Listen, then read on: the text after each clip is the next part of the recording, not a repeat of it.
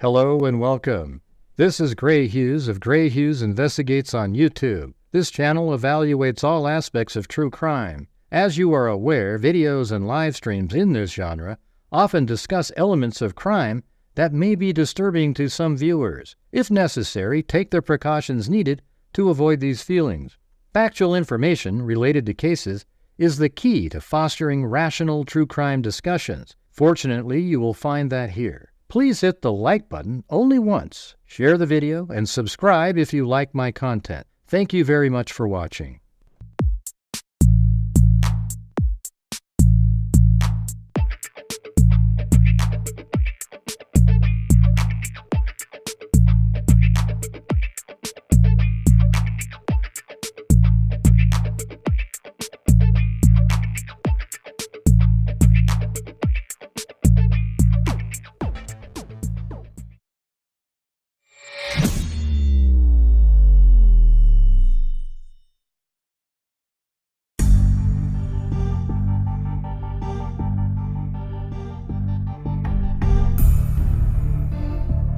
I guess the dogs aren't there yet. Over there. This is in my office space, so hopefully they can. They'll find their way over there.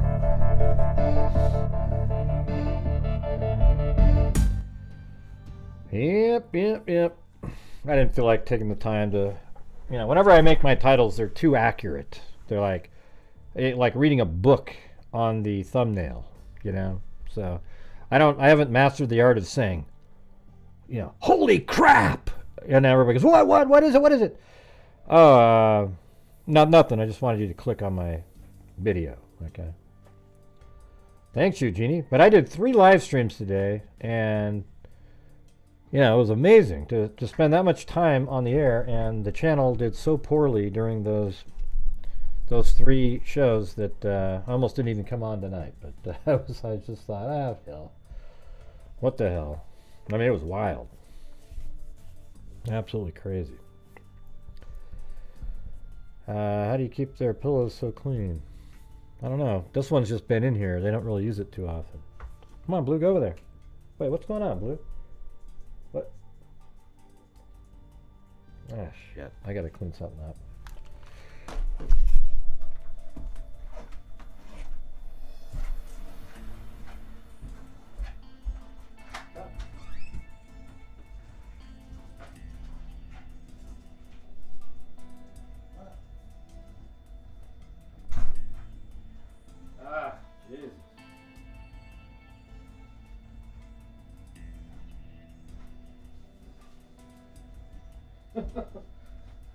Yeah, Blue just peed all over the place, so I gotta clean this up. Yeah.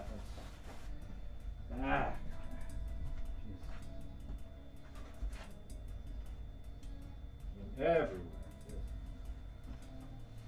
Like a faucet. Unbelievable.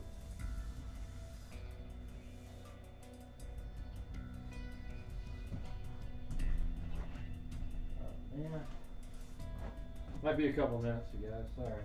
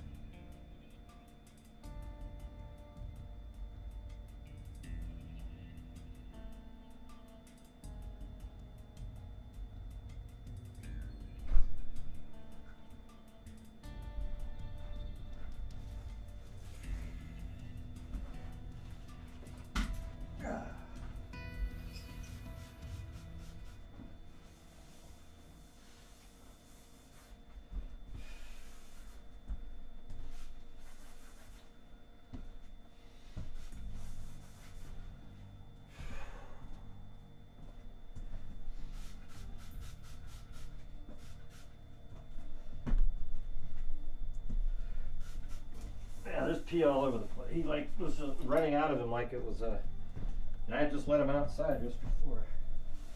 Maybe.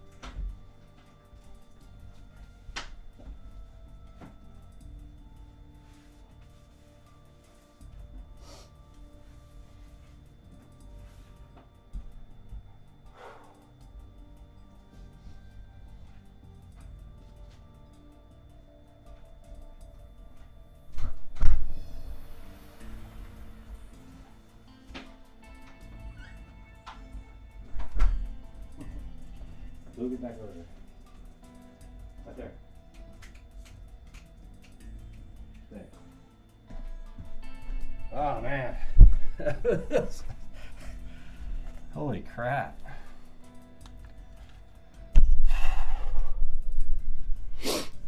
Yeah, he was just like pee coming out of him like it was a faucet. Just walking around. You know, like he couldn't control it or whatever. Wow. It's weird, he just sort of walks and it's just sort of coming out. But it made this whole, like puddles all over the place. But, you know, it looks good after that. It looks normal to me.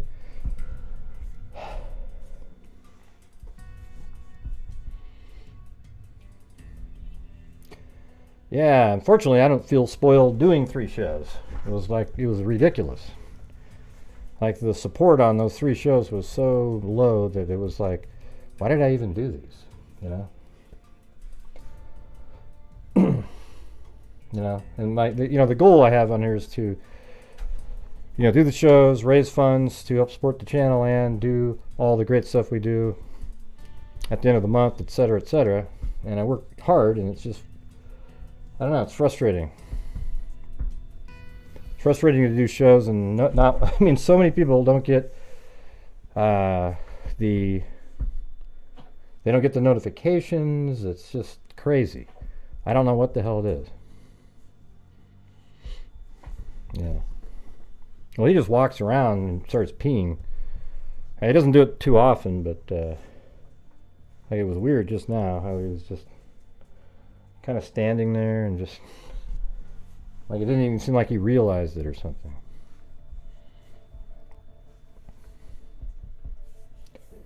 Welcome, Sosi.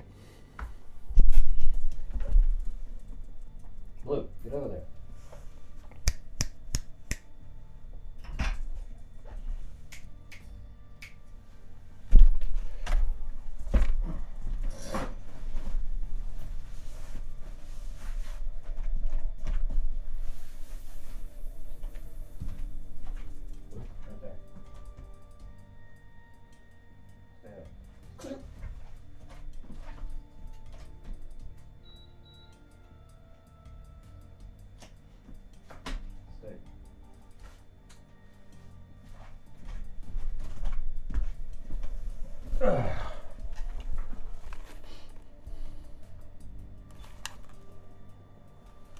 I don't know.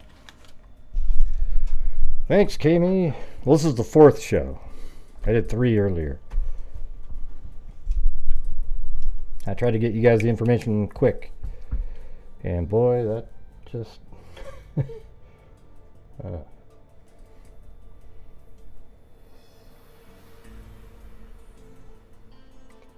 So you guys remember that one case we talked about the other day?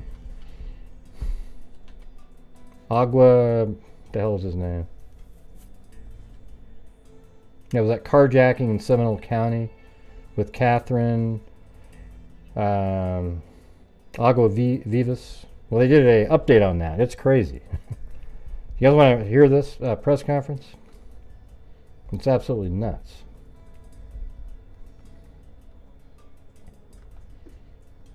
But while we're watching this, if you guys could help support the channel and try to get up to something reasonable for the day, that'd be great. Because this will be like a 6-hour day for just like, you know, it's crazy. So if you're out there and you're able to, I know tax season just happened, but we got to keep on trucking, all right? So I'm going to get that press conference now.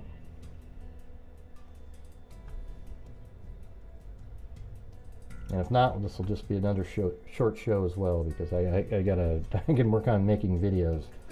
Videos seem to do better for the channel for terms of getting subs and everything like that, because you can condense it down. I wish I had made a video last night, for example, instead of going live.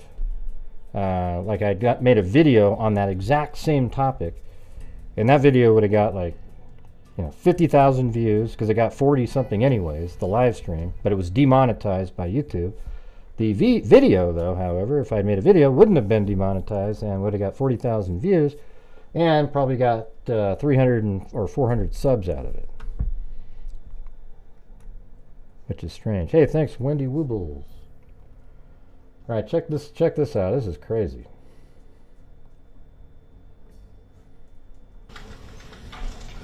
Thank you so much for coming out for an update. You guys know what we're talking about here, right? This is the this lady who drove all the way up here and went to a gas station, and then I think it was at yeah, right here. She does you know, she was being bumped in the back of the vehicle from here all the way to here, and then masked gunmen got out, or one of them got out and got in the car and then forced her to do a U-turn, but then she came back around and went this way, and then eventually there was gunfire and the vehicle was set on fire. I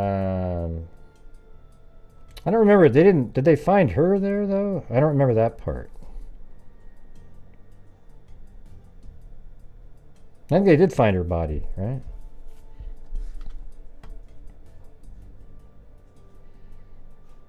Yeah. Well, I mean, everybody likes to do the live streams, but I guess it's got to be, you know, where it's sort of worth it. I mean, you can see, look at tonight's show, just, you know, starting off on a just like the rest of today was. Anyways, let me get going on this. I'll just figure it out on my own. I don't need to back and forth. On the murder investigation involving Catherine Aguas Vivas that happened on April 11th, which has been widely covered. Two large updates that I'll provide today, and at the end I'll open myself for any questions. As I've said in the early briefings, that this is an ongoing investigation, and I think that timely delivery. Oh, and also Mercedes Vega's mom called me today, and she wants us to take a look at the route and see if there's any cameras around that may have, you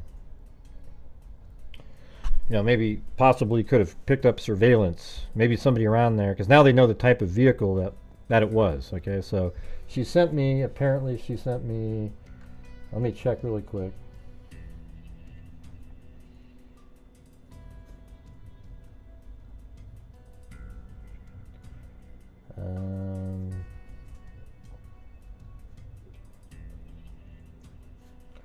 Hold on. Oh, thanks, Lesney. Lesney. I gotta go check something on Facebook before I continue. She said she sent me something, but I don't see it. Might take a minute. Well, I'll just play this while you're... It's crazy, though. I'll start over. Hey, thanks, Holly Miranda. Holly! Thank you so much for coming out for an update on the murder investigation involving Catherine Aguas Vivas that happened on April 11th, which has been widely covered. Two large updates that I'll provide today, and at the end I'll open myself for any questions. As I've said in the early briefings, that this is an ongoing investigation, and I think that timely delivery, as much information as we can, is incredibly important. The first is we're no longer looking for a green 2002 Acura. We've located that vehicle. The circumstances leading up to that are one that I'll describe out now, that The car was legitimately owned by a family in Winter Springs. They sold that to a legitimate car dealership back in December. Sold the car or traded the car in. As car dealerships typically do, they traded off to an auto auction. It went to an auto auction and then ultimately was purchased by a buy here, pay here owner operator who sold it from their lot in Seminole County. They sold it. It was still titled to the original owners in Winter Springs. It had not had enough time for to work out the transfer of title. And the people who purchased the car never came back to finish the additional paperwork. They still owed the person money. So the car has been out on the streets probably since February, unregistered, undocumented with a license plate. Any license plate that it had on at any given time was just temporarily put on, largely from a stolen tag. What's unique about a 2002 green Acura in the state of Florida, there were only 3 in the state of Florida. 2 had been salvaged and only 1 existed in the state. When we look at records, the first time authorities came in contact with this was when it was towed on March 19th from an Orlando apartment complex. The car was backed in, parked illegally, probably had no tag on it at the time, and was towed from an Orange County apartment complex on March 19th. The tow truck driver of that particular tow of this vehicle was a murder victim in Orange County that happened 1 day before our kidnapping murder. April 10th, a tow truck driver was murdered in Orange County. At that scene, a green vehicle matching the description of this green vehicle was located, and there was more than 100 rounds fired at that location. One of the rounds found at the scene were 10mm rounds, which is, again, an incredibly unique and uncommon round for us to see out on the streets. As you can imagine, the Orange County Sheriff's Office, this is their case. They've been working this thing aggressively, and they have been partnering with our organization on the murder investigation that we're looking into with Catherine to connect the dots between the 2 locations. We were able to locate this vehicle just recently on Saturday, April 13th, 1 day after we had the news conference announcing that we were investigating a murder. It once again was parked and abandoned in an Orange County apartment complex and was towed through a contractual tow service. When a tow service tows a vehicle that is illegally parked in an apartment complex, they have a responsibility to contact either the tag or through VIN to report into a system. That is how the VIN number was identified. Again, the VIN number was unique because there was only 1 2002 green Acura left in the state of Florida. When the VIN number ran, we immediately knew it was our car. Yeah, I mean, this is already confusing here. So, like, I gotta listen to this again. Has been out on the streets, probably was purchased by a buy here, pay here owner operator who sold it from their lot in Seminole County. So this is the green car that was following her vehicle. Remember it had the phone number on the back of it, her vehicle?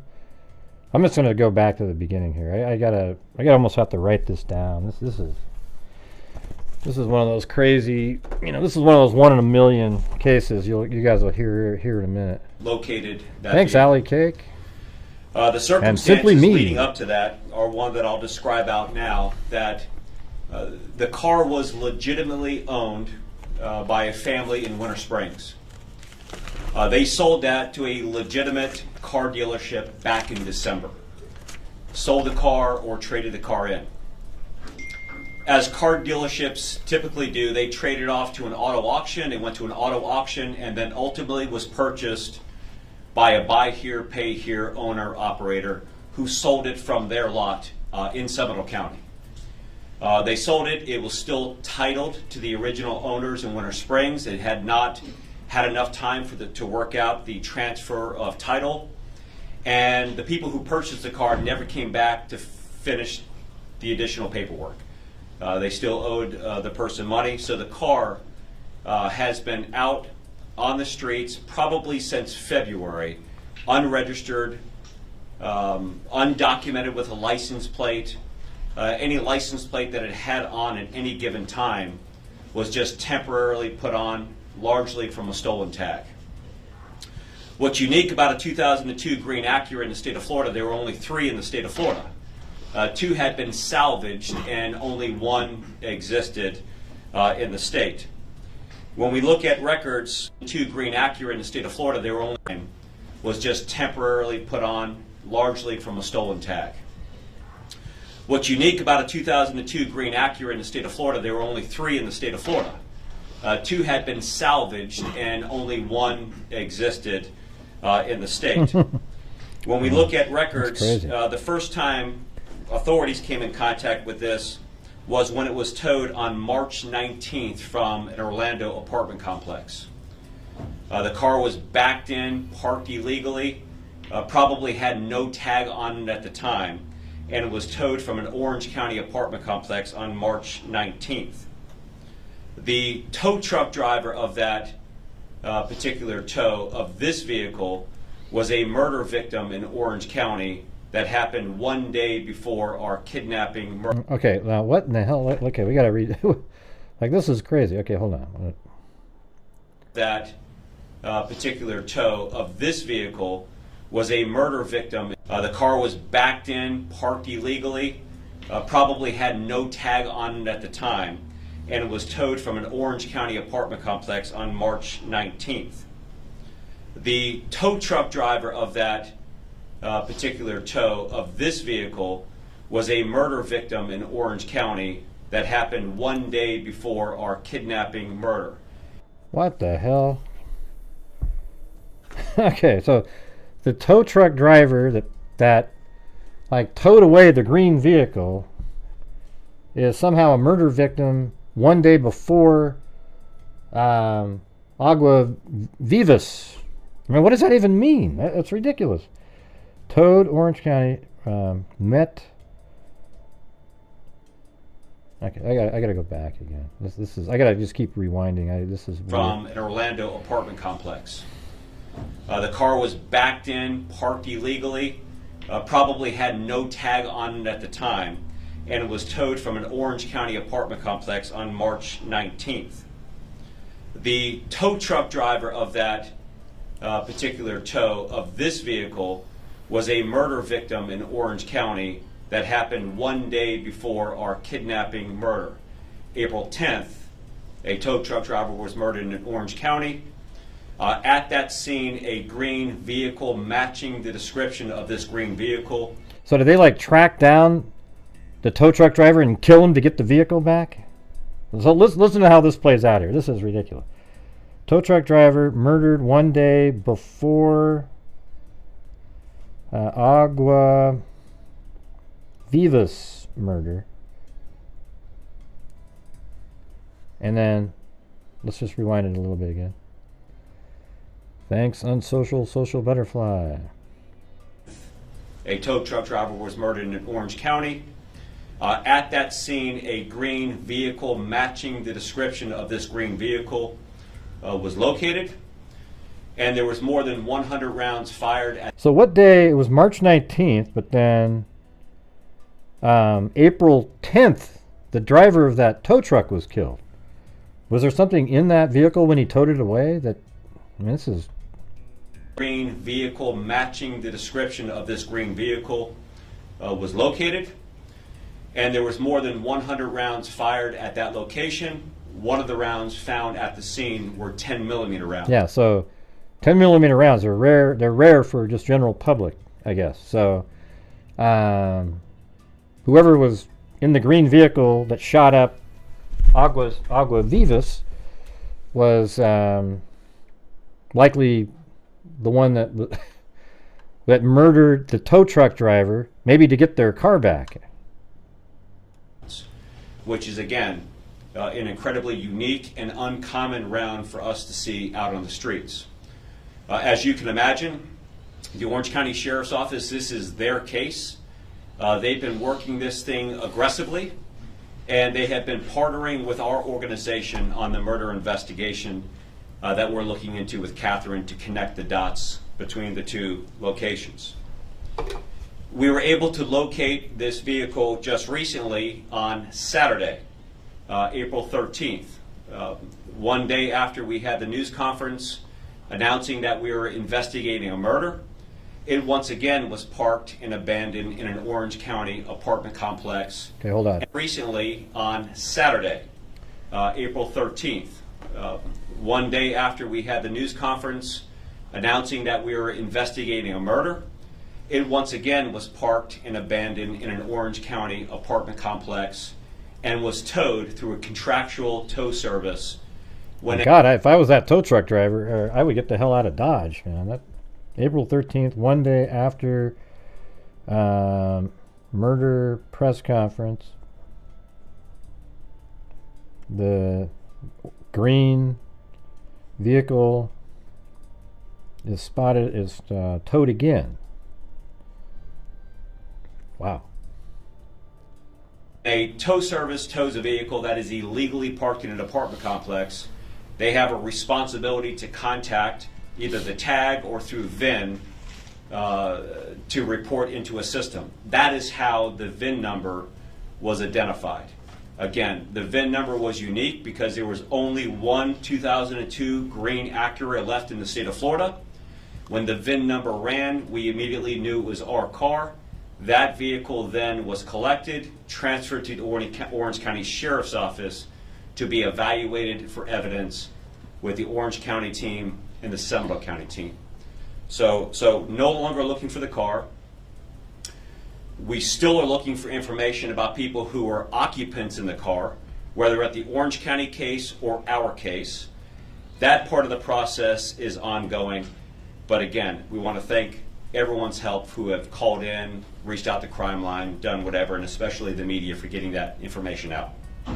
Yeah, so but here's the thing is, that isn't even, like, it gets crazier after this. I mean, this is one of those, like, one in a million. Second part that I want to brief up on is an Orange County deputy was arrested by the Seminole County Sheriff's Office. Francisco Estrella was arrested last night by our agency.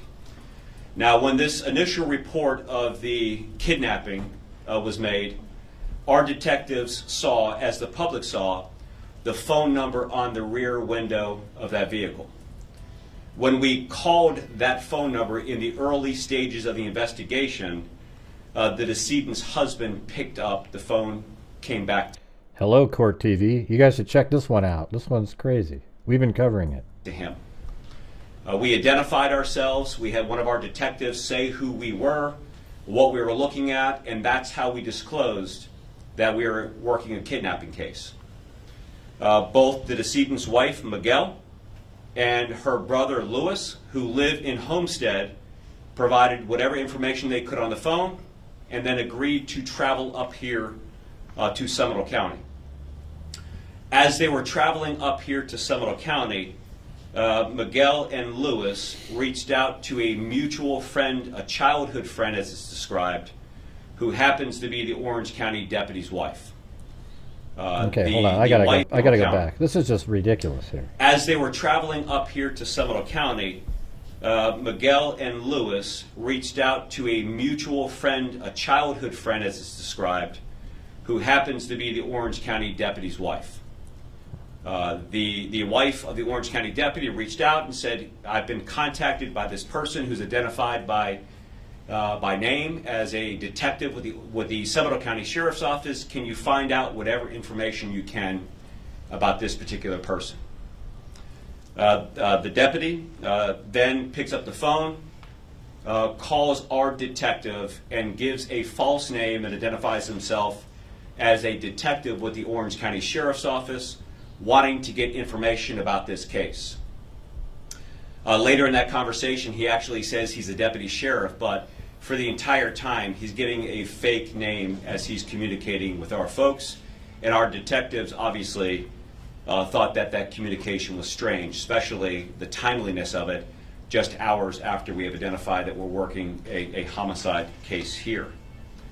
In addition to that, we knew that the Orange County deputy and wife accessed illegally the Florida David system and pulled up the unique characteristics, home address, photographs, signatures of our primary detective working the case, and all of the communication between the Orange County deputy and our detective working the case was then recorded, all communicated back to the decedent's husband, who was on his way here. When he was here, I had mentioned in the briefing on Friday that he has been cooperative. He has provided, to the extent that he feels comfortable with, what was going on Friday. I think when I laid out those circumstances, I said that her vehicle was being rammed by the vehicle behind her. They didn't call 911, he didn't call 911, and then her phone looked like it was immediately turned off after that. So he's on the case. I rewind and it. All of the communication between the Orange County deputy and our detective working the case was then recorded, all communicated back to the decedent's husband, who was on his way here. When he was here, I had mentioned in the briefing on Friday that he has been cooperative. He has provided, to the extent that he feels comfortable with, what was going on Friday. I think when I laid out those circumstances, I said that her vehicle was being rammed by the vehicle behind her. They didn't call 911, he didn't call 911, and then her phone looked like it was immediately turned off after that. So he's on his way up here. He is contacting whoever he can, and he cooperates to the extent that he feels comfortable with. Part of that cooperation is he gives us his phone. We ask for his phone, he gives us his phone, we forensically examine that phone, and that's how we found the communication between the Orange County deputy and his wife and him. It came through the examination of that phone. That is why he has now been charged with 5 felonies here in Seminole County. 2 of those felonies deal with recording and releasing the audio file of the detective's conversation with him. 2 of those charges relate to unlawfully accessing a police database, and particularly the David system that released unique characteristics of the home address, photograph and signatures of the lead investigator in this case. And then the last charge is the use of a two-way communication device in the commission of these felonies. He has just gone through first appearance at 2 o'clock here in Seminole County today. I don't know any of the details about what happened during that first appearance hearing. We were working with our detectives on the inside here. So, a lot of updates. We still have incredibly dangerous people that are out there on the streets. We still want to encourage our public to again, not approach these individuals. They should be perceived as armed and dangerous. Anybody who has any information about the occupants of this incredibly rare vehicle here in the state of Florida should contact authorities, either the Orange County Sheriff's Office or the Seminole County Sheriff's Office. Me. Or, if you feel more comfortable, Crime Line, where you could be eligible for a reward and remain anonymous. We're going to have to listen to this whole thing again. As we go. Again, with that, I'll open for after the any question and questions answer. about the additional information that we're briefing on today. Yeah, after this question and answer, we got to listen to those first 10 minutes again. It's just like, what in the hell is going on here? Sheriff, just to clarify here, are you suggesting that this investigation that you're doing is connected to the Taft shooting that happened last week, where the guy was shot? We have been following it, Pixie Blue. Is that the one that you're referencing? You must have missed that show. So it's either connected or it's a heck of a coincidence, right? I think that what we need to do is to make sure. Just to clarify here, are you suggesting that this investigation that you're doing is connected to the Taft shooting that happened last week, where the guy was shot up in front of the house with all those bullets? Is that the one that you're referencing? So it's either connected or it's a heck of a coincidence, right? I think that what we need to do is to make sure. Man, how did when the tow, it must have been towed, And then did they get their car back after it was towed, and then out of retribution, maybe they thought that something was missing from the vehicle and then shot the tow truck driver?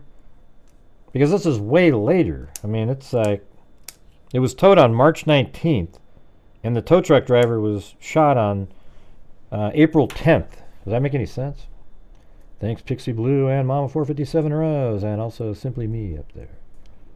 Sure that physical evidence and evaluation and reports can positively make that connection. But what we do know now is this vehicle, our suspect's vehicle by unique VIN number, was towed back on March 19th from the murder victim. At the scene, there are more than 100 rounds, but a good percentage of those rounds on the ground are 10 millimeter. The gun used in the murder. But when it was towed, what happened after that? Thank you, Cheryl, and Tamara. Not today, but tomorrow. Man, I haven't said that in a long time. Of our victim that we found burnt up in the vehicle in Osceola County. So I absolutely think they're connected. But we'll have to have physical evidence that absolutely proves that. When that shooting happened on Wednesday, and again, there's a lot of moving parts here, so I want to make sure for clarity. That car wasn't on the scene in Taft last Wednesday. That car was towed 2 or 3 weeks before then, right? And then released. Okay, no release. So what we have, and I don't want to get too far it freezes into the up Orange here, County investigation, so I don't know why. although they are working hand in glove with our detectives here. But a green vehicle was seen at that location. It seems like it was towed back in March, ultimately released. Okay, that's what I thought. On the scene of this particular crime. So what it is the tow truck driver towed the green vehicle. It was released, and then weeks later, that same green vehicle that the tow truck driver towed showed up at where he lives and shot him up full of bullets. Man, that is absolutely insane. What was it that was missing from perhaps when the tow truck driver took it, did he go inside the vehicle and remove something that they know he removed and they went to try to get that back? Or was it just complete retribution for towing their truck or their little vehicle, not a truck? It's crazy. we think the green vehicle was there at the murder scene. In the Orange County murder scene? Yes. Secondly, so this conversation with this deputy to your detectives, recording without that detective's permission, sharing with the husband, clearly you guys have filed criminal charges in that case. Has this impeded your investigation, in your opinion? So you know, we're talking about the deputy's involvement. It has no negative involvement in our investigation, but absolutely. See, that's why I still think the husband knows something, obviously. That's why they didn't call the police. That's why he had a little buddy in the police force feed him information.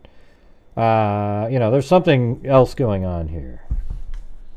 I mean, this is going to get really complicated. I mean, way more even than I think it is right now. Maybe it'll all make sense at one point. Absolutely creates a dangerous environment for our deputies and our staff. You know, we know that this deputy relayed this information to the deceased's husband, Miguel. But at this point in time, we don't know who else he may have shared that information with. And I think that any person who's ever turned on the TV, you know, seen the things that are incredibly challenging out there and find out the unique, bizarre characteristics of these. Here's what would be cool. If anybody out there, if you want to, while we're listening to this, if you can find that news article on that guy getting shot, you know, the tow truck driver. You know, you could say, like, you know, look up multiple bullets, you know, like 100 bullets, over 100 bullets on the 10th of May in, didn't you say Seminole County? And then send me a link on email. These case, I don't know that any of us will want our names and our home addresses released, especially if we had a responsibility to enforce and hold the violators of this accountable. So I think we're incredibly concerned, but the involvement of the Orange County deputy does not slow us down at all and does not have negative effect on the case that we're working. Do you know what he was trying to do? What was that deputy trying to do? Yeah, like what was he doing? Well, that's going to be a great part of what I hope the ongoing investigation is, both here. That's exactly right. I know independently Orange County would conduct their own administrative investigation, but we know that, or we believe that they were childhood friends. Of course, there was a relationship with there, but what they had to gain is something that I'm incredibly interested in. Why would somebody do this? Why would they? Was there life insurance on the put their wife? own job and life on the line to communicate with one of our detectives, to give an alias in the process. Now he's been an Orange County deputy for 1 year, but to give an alias in the process, never knowing that Miguel, the decedent's husband, is going to release his phone. That would, if he didn't release the phone, I don't know we would ever know this. Yeah. So this is it's incredibly frightening, and but I suspect we'll find a lot more about this. And now that guy's really pissed at Miguel. This is just last night we arrested him. Forgive me if you said this and I missed it trying to follow this all. How much detail did your investigators give this deputy, or non-details? Yeah, so as soon as our detectives received this call from the Orange County detective, as he called himself, they were immediately on alert and very suspicious of the communication, and really gave him nothing, absolutely nothing. But as soon as that happened and they hung up the phone, trust me, that was a topic of conversation in the room. What was that about? This stands out and is incredibly suspicious. When they later contacted the Orange County Sheriff's Office, they're like, we don't have a deputy with that last name nor a detective, but we have a phone number that is connected with somebody. Actually, interestingly enough, he gave the same first name, but just gave a different last name. Given the extreme details of both of these situations that we're now potentially talking about, have your detectives or Orange County's detectives uncovered any possibility that this is either gang or cartel connected? Well, I think that any person who looks at these circumstances would automatically go there. And our investigation is also exploring any possibilities of that. But at this point in time, I'm not ready to turn that rock over and disclose whether or not we're going to do that. Trust me, when and if that becomes a topic here, you'll see me standing right here and telling as much information as you can. But when you look at this thing, I mean, this is right out of a television show, right? You see this thing. Yeah, they do that in Florida. They give you information. Here, and now to have this vehicle connected, unique characteristics, the rareness of the vehicle. So, see, Florida's figured it out. They don't care. They're not really into like, I want all the credit, everybody. We're gonna hide it from you, so you. At the end, I can say, "Yay, I did it." It's stupid. Florida knows what they're doing. They give you the information. Everybody is aware, and they're on the lookout, and people send in tips, etc. Other places, they just don't do that. It's wild. And I've heard a lot of officers say later that they learned that giving the public more is beneficial in a lot of cases. Some places just haven't figured that out yet. Not yet. In the arrest paperwork for the Orange County deputy. Except when social media live streamers show up on the scene and start agitating people. That doesn't really work. The word cousin came up, that he was in some way a cousin of the woman who was carjacked and then later found in Osceola County. You believe that's her. You're saying a family Who cares, friend, Steve? We're watching it right here. Cousin to try to gain credibility, or was there actually a relationship? Dave, I don't know if there's an actual relationship. What I'm finding with this particular case, there's a lot of referring to friends as family. I gave a news conference on Friday, and I said we have not been able to locate any family members in the area. We now have since located, we believe, two, one in Volusia County and one in Osceola County. Neither one of them were expecting a visit from her, and where she was at was nowhere near where they were at. So I don't know if they're biologically related, if they're related through marriage, or they're just close friends that call themselves cousins. We're not at that point yet where we can identify that. We do believe that they grew up together, possibly in the Dominican Republic, before coming over here. So that's largely the decedent's husband and the deputy's wife. Have you yet figured out why, in fact, she was here?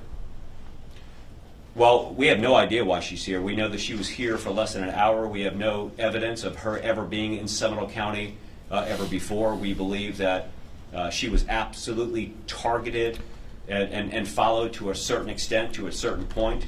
And I think that one of the most important things that for us to get out on Friday was this was not a random act of violence that occurred, that she absolutely was targeted.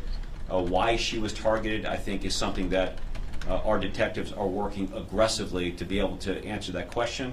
Of course, when you're in this business, you have speculations, you have hunches, you have feelings, but you never let those arrive. The deputy's wife is not before dead. You can put some evidence behind it. So again, they're going to turn every rock over to find out. The husband, he mentioned something about receiving any threats.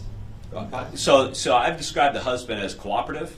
Quite frankly, I think he knows a lot more than what he shared. There you go. So. You don't have your wife communicate with you that you're getting rammed by a car and go 2 hours without calling anybody. Right. So he has cooperated. He has provided information. I think the initial story was that she was up here to visit family members. I don't know that we believe that. He did give his cell phone, which I'm incredibly grateful, because we would not have known about the Orange County deputy, at least not yet, if he did not do that. But I think that there's a lot more blanks that he could help fill in about the circumstances involving this particular crime, and now See, I knew that guy was a potentially troll. other crimes. Is he a person of interest So in what happened earlier? He is not. He is still the husband of our decedent and working with our detectives. He is not a person of interest. You said the 10 millimeter that was found, that's not really common around here. Yeah. What does that say, or is that worrisome for you guys that like a weapon or the casing was found that's really not common around here? You know, the caliber of the weapon is not worrisome, right? The fact that there's 100 rounds, regardless of what rounds. I mean, so if you're somebody that doesn't know what the hell we're even talking about here, I'll just go back here. So, Dodge Durango apparently is what the what's her name? Let's see. So it's Miguel Aguavivas is the husband of. I got her name right here. Just a second.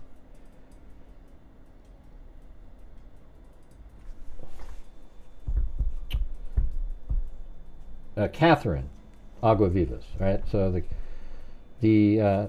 so Catherine apparently on, I don't know, the 11th maybe or 12th. I don't really. Let's see. Let me get the date here. I got the news article right here. I mean, this is interesting here. Watch this. Watch this. So we covered this the other day, and a lot of people don't watch every single day. So here, watch. So this is like really something that happened here. Here's the green vehicle, and this guy's a machine gun out. There's the vehicle, and she's in the car there, and she gets in the back seat and forces her to do something. That's her right there, Catherine Alta Gracia Guerrero Aguavivas. Yeah.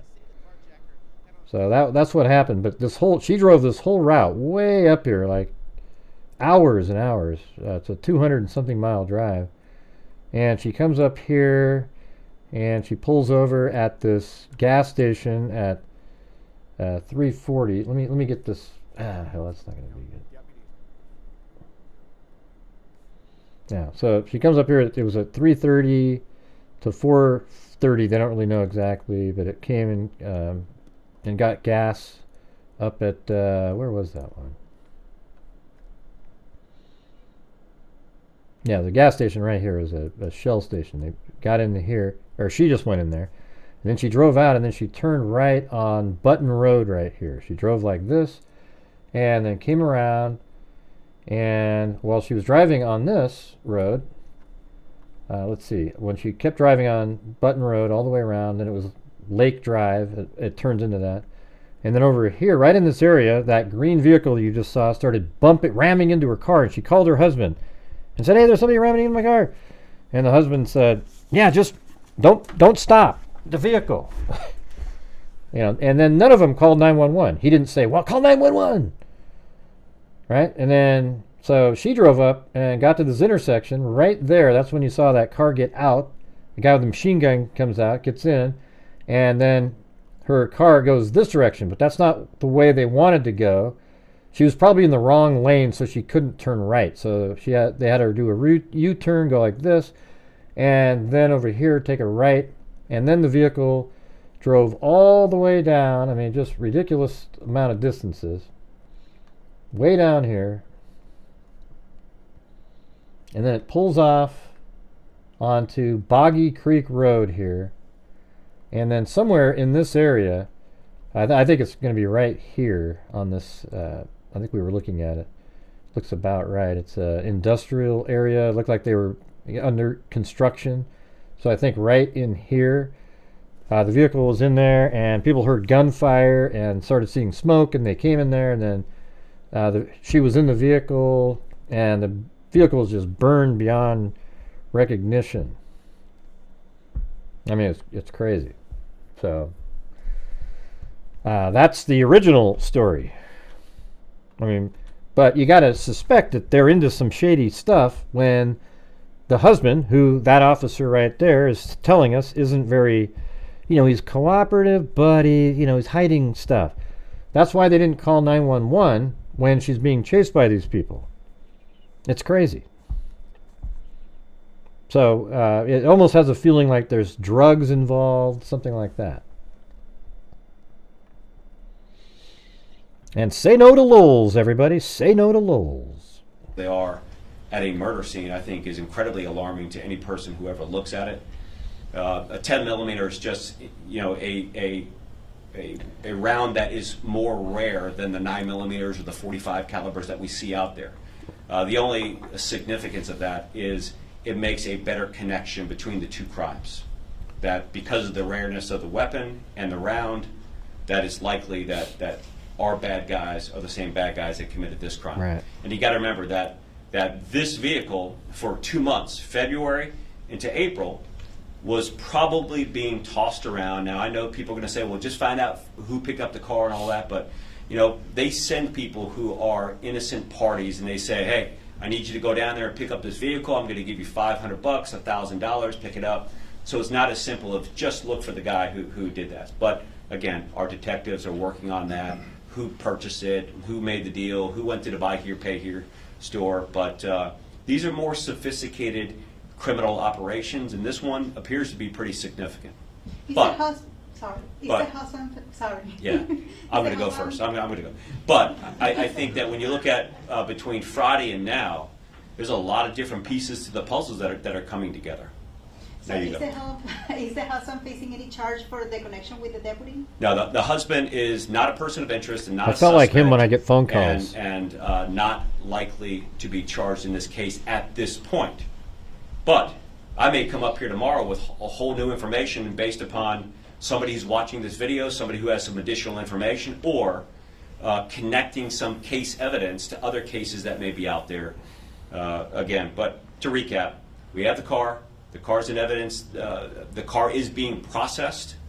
Actually, it's good that we have the car, right? You potentially can get some evidence from it, but we'll see where that goes. This is such a confusing thing. I just want to make sure that this is kind of for my clarity. You're saying this deputy sheriff in Orange County contacted your detective, recorded that conversation. Okay, let's see if we can get a good recap here. Hey, Eugenie, what were you talking about pads? Like Blue should wear diapers or something, or like on a bed, or like what are you referring to? And also, you guys, we're still way behind for the day, so if you can help support the channel, that'd be absolutely great. Thank you. Actually, it's good that we have the car, right? You potentially can get some evidence from it, but we'll see where that goes. This is such a confusing thing. I just want to make sure that this is kind of for my clarity. It's the same one we covered the other day with the same guy, Zozo. Contacted your detective, recorded that conversation illegally, and then passed it on to the husband to kind of keep him up to date on what your investigation was doing. Yeah, so our detective calls the phone number. The husband of the decedent answers the phone, and then reaches out to a family friend close to law enforcement, the wife of the deputy. and then literally sitting in their home, they call our deputy, they record that communication to our deputy, probably doing it on speakerphone or something like that, so all the communication can be heard. Then the deputy accesses his unique police system, pulls up as much information about our detective that they just recorded on the phone, takes photographs of that, and sends it to the husband before he ever arrives here for the interview. Oh man, I put that deputy into some protective custody at this point. That detective is in danger, because that means he gave him all, like, his personal information. God, let me hear that part again. That's crazy. Sorry. This is such a confusing thing. I just want to make sure that this is kind of for my clarity. Remember the carjacking case? You're saying this deputy sheriff in Orange County contacted your detective, recorded that conversation illegally, and then passed it on to the husband to kind of keep him up to date on what your investigation was doing. Yeah, so our detective calls the phone number, the husband of the decedent answers the phone, and then reaches out. Okay, so what he's saying here, the husband of, so Miguel, okay, Miguel called the phone number on the back of the vehicle in the video. You know, in that video again, if we open this up, move it over, there's a phone number on the back of this vehicle right here. There's other video shots that they have where you can read the whole number on it. See back there? A detective called that number, and it goes to Miguel, right? So let's just knowing that. So just a random detective called that number. One of their detectives called that number. You're saying this deputy sheriff in Orange County contacted your detective, recorded that conversation illegally, and then passed it on to the husband to kind of keep him up to date on what your investigation was doing. Yeah, so our detective calls the phone I don't want number. to, Carol. The husband of the decedent answers the phone. It goes to the husband. And we already know where the phone number goes, Carol. then reaches out to a family friend close to law enforcement, the wife of the deputy. Okay, so Miguel, after the detective called him, Miguel then reached out to a family friend's wife, because the wife, you know, his friend is actually a deputy in another area, and you know, the wife is who he called. So he called the wife of the deputy, And then literally sitting in their home, they call our deputy, they record that communication. So then I guess they call the deputy that, that's crazy. So then after Miguel calls his friend the deputy, that deputy called the deputy who called Miguel. Does that make sense? So there was the deputy investigator. Let's just call Deputy A called Miguel because he called the number on the back of that vehicle, and it went to Miguel. Then Miguel called Deputy B, the bad guy. And Deputy B then apparently called Deputy A and recorded that phone call. I think that was a good way to do it. To our deputy, probably doing it on speakerphone or something like that, so all the communication can be heard. Then the deputy accesses his unique police system, pulls up as much information about our detective that they just recorded on the phone. Oh, man, that's just scary as hell right there. So that means Deputy B, the bad guy, after recording this detective deputy that was out there, you know, he was the one that called Miguel up and everything. He recorded him, and then he accessed the system to get all the information on him, probably where he lived, etc. So what was going to happen here? What was he going to do with that information? Why would you need to access that information? Takes photographs of that and sends it to the husband before he ever arrives here for the interview. Yeah, you know what? I think the husband is connected to the two guys driving the green vehicle, and it might even be like that was something that he planned for them to do. Because what's he going to do with this deputy after he got this number and sent it off back? So once Deputy B sent the information back to Miguel, he was probably going to give it to those same two bad guys. If I was them, I'd put that deputy into protective custody at this point. All right. All right, guys, we're at 40% of a nightly goal. All right.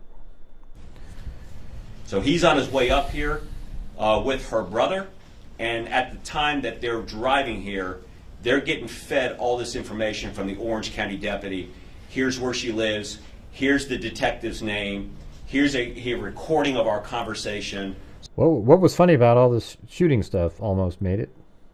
So he's feeding all that information back. Why? We're going to find out. But it is. Any other questions? I don't want to go into specifics here, but is it safe to assume your office is taking measures to protect your detective? There you go. Yeah, that's a great point. So, I mean, our there detective is protected.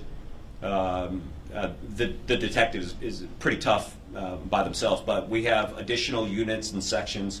The last place that anybody would want to go is around this detective right now. I can promise you that. Why is all that information there to begin with? Is the information on every detective in that system? Well, every citizen. It's actually your driver's license system. You know, we've had some reports of misuse of what's called the DAVID system, the driver's license information system.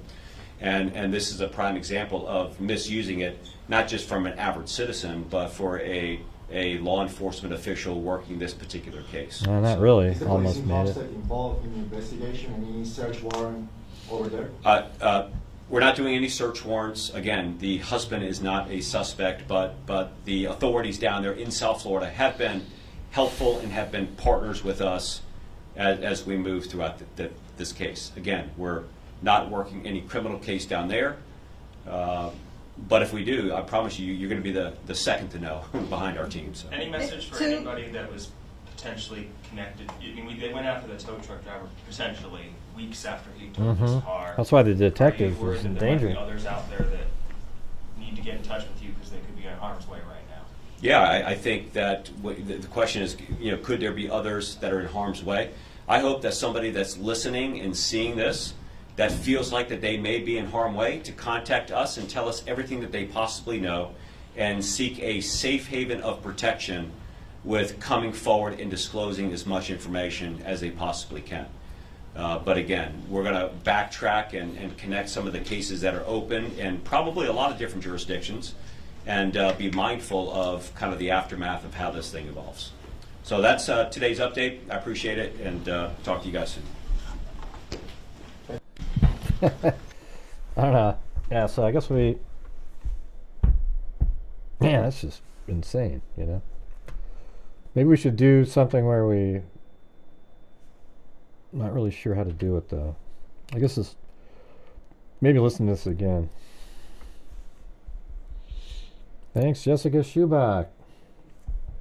So what it sounds like to me is that the green vehicle, you know, they went through this rigmarole about all the different, you know, where it was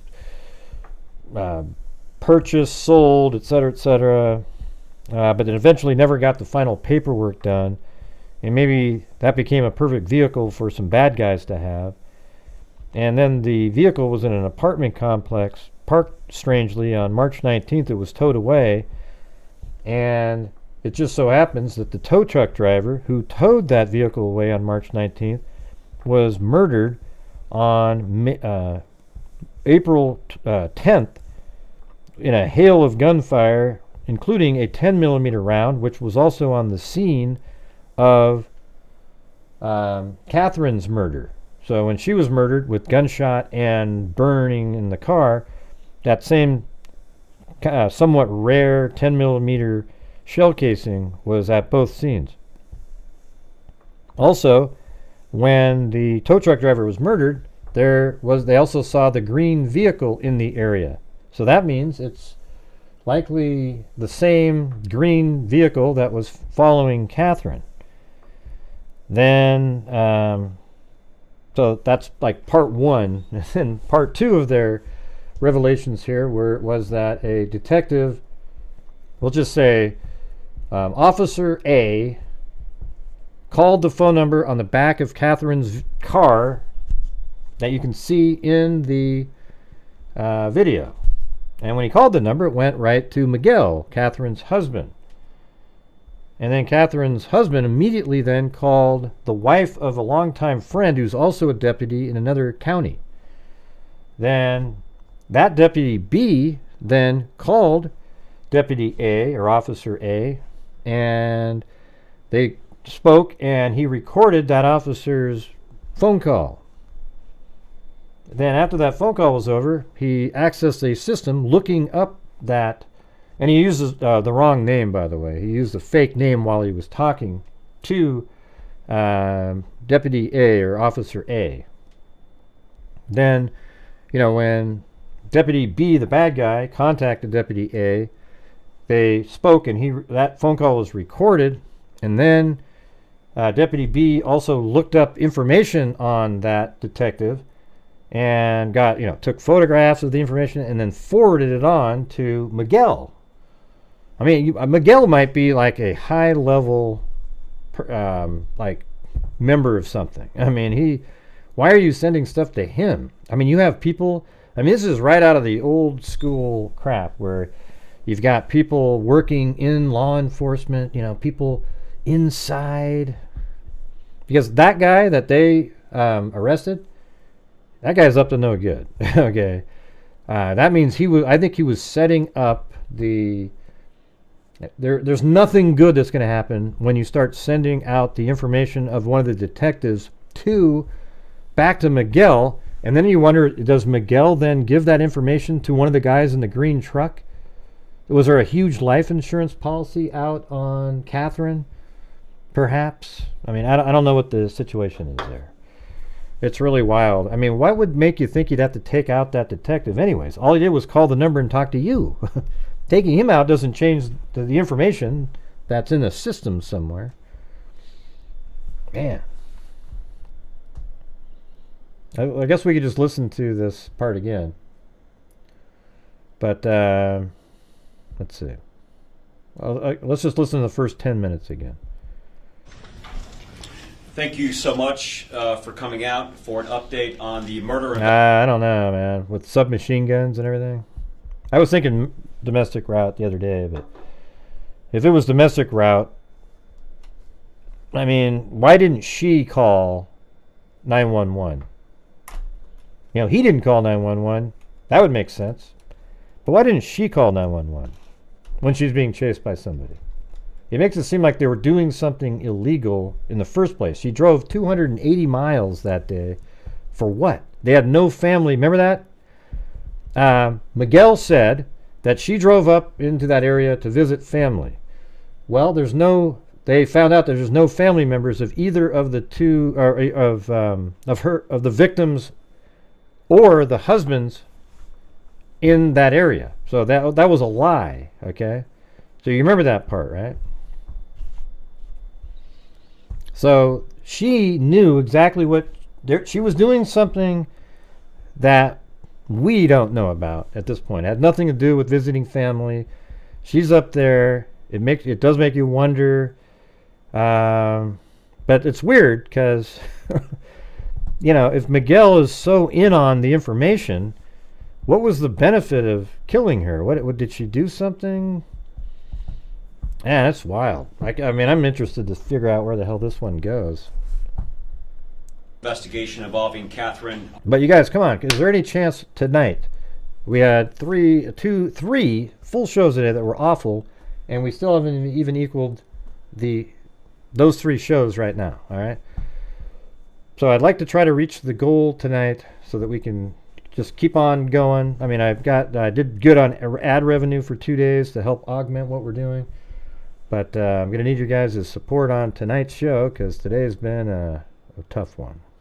Aguas Vivas that happened on April 11th, which has been widely covered. 2 large updates that I'll provide today, and at the end, I'll open myself for any questions. As I've said in the early briefings of this is an ongoing investigation, and I think that timely delivery, as much information as we can, is incredibly important. The first is we're no longer looking for a green 2002 Acura. We've located that vehicle.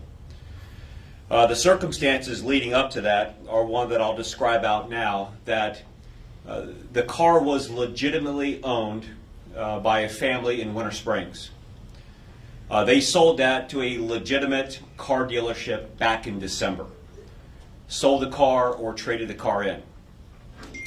As car dealerships typically do, they traded off to an auto auction. It went to an auto auction and then ultimately was purchased by a buy here, pay here owner operator who sold it from their lot in Seminole County. They sold it. It was still titled to the original owners in Winter Springs. It had not had enough time for to work out the transfer of title. And the people who purchased the car never came back to finish the additional paperwork. They still owed the person money. So the car has been out on the streets probably since February, unregistered, undocumented with a license plate. Any license plate that it had on at any given time was just temporarily put on, largely from a stolen tag. What's unique about a 2002 green Acura in the state of Florida, there were only 3 in the state of Florida.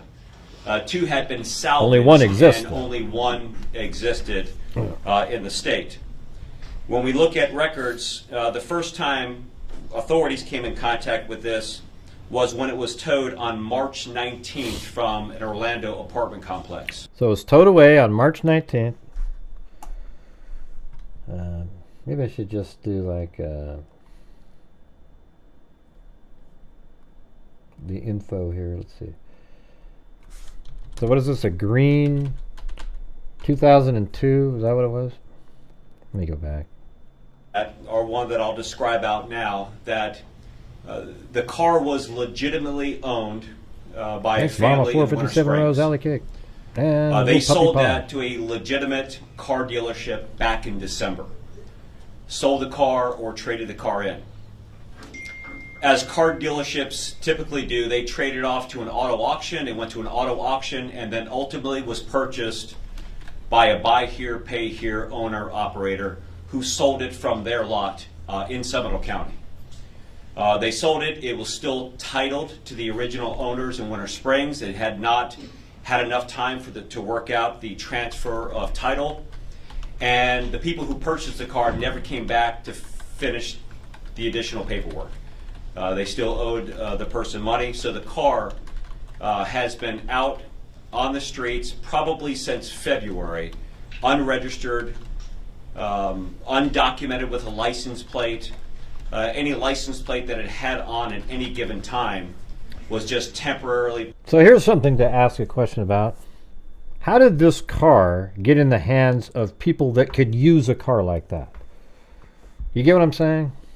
I mean, that part, you got to look at that. Like, how did these bad guys come across this car that just happened to be unregistered and all this stuff, and it lands up in the hands of bad people?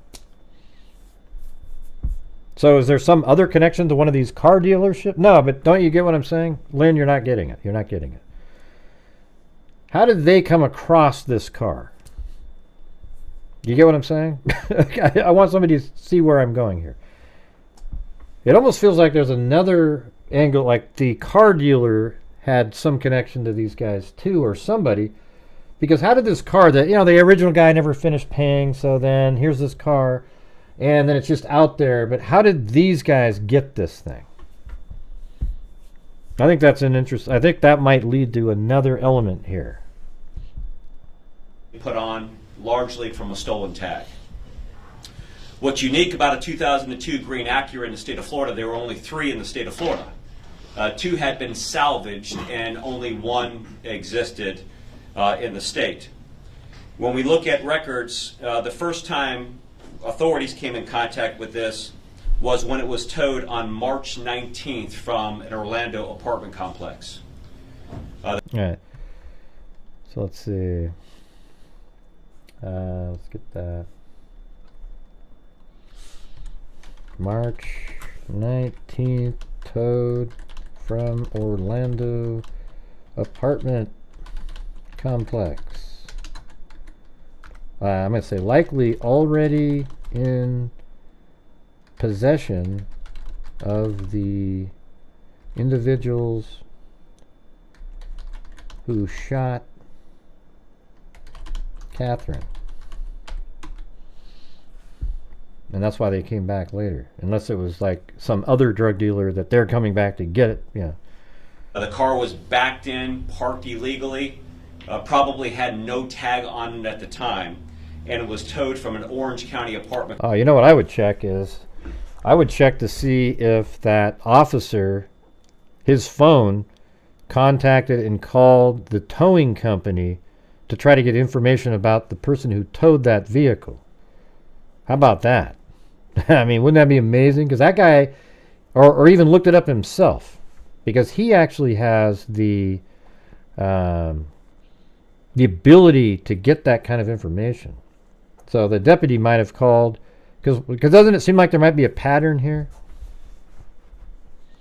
It feels like there might be a pattern. You know, how did that guy get killed later? I think it would be the same thing that would have happened to this detective had they not put some protection on him. Complex on March 19th. The tow truck driver of that particular tow of this vehicle was a murder victim in Orange County that happened one day before our kidnapping murder. April 10th, a tow truck driver was murdered in Orange County. At that scene, a green vehicle matching the description of this green vehicle was located, and there was more than 100 rounds fired at that location. One of the rounds found at the scene were 10mm rounds, which is, again, an incredibly unique and uncommon round for us to see out on the streets. As you can imagine, the Orange County Sheriff's Office, this is their case. They've been working. God, this is just absolutely nuts. How come there's so many crazy cases all of a sudden? Hey, thank you, Noodle Dog 11 and Cheryl Bullock. And I can see Court TV's even, they have their mind blown. Yeah, absolutely insane right here. Wow. This thing aggressively, and they have been partnering with our organization on the murder investigation that we're looking into with Catherine to connect the dots between the two locations.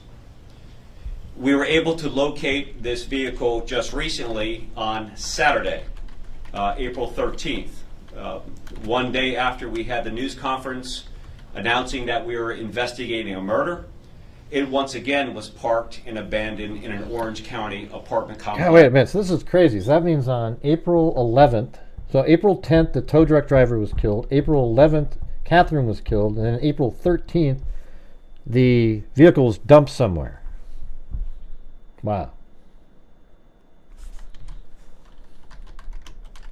April 11th, Catherine is murdered.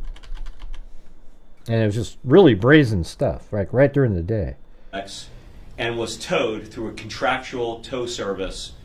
When a tow service tows a vehicle that is illegally parked in an apartment complex, they have a responsibility to contact either the tag or through VIN to report into a system. That is well, I mean, are they able? But here's the thing: who got the car back from the tower? So apparently, he towed the vehicle, this tow truck driver, and then somebody retrieved the vehicle from the towing company. That should be a huge clue. I mean, check your surveillance footage when they went back to get that vehicle. What on March 20th or so? There should be surveillance footage of somebody coming in to get that vehicle back, and now that vehicle's being used again to it goes to kill him.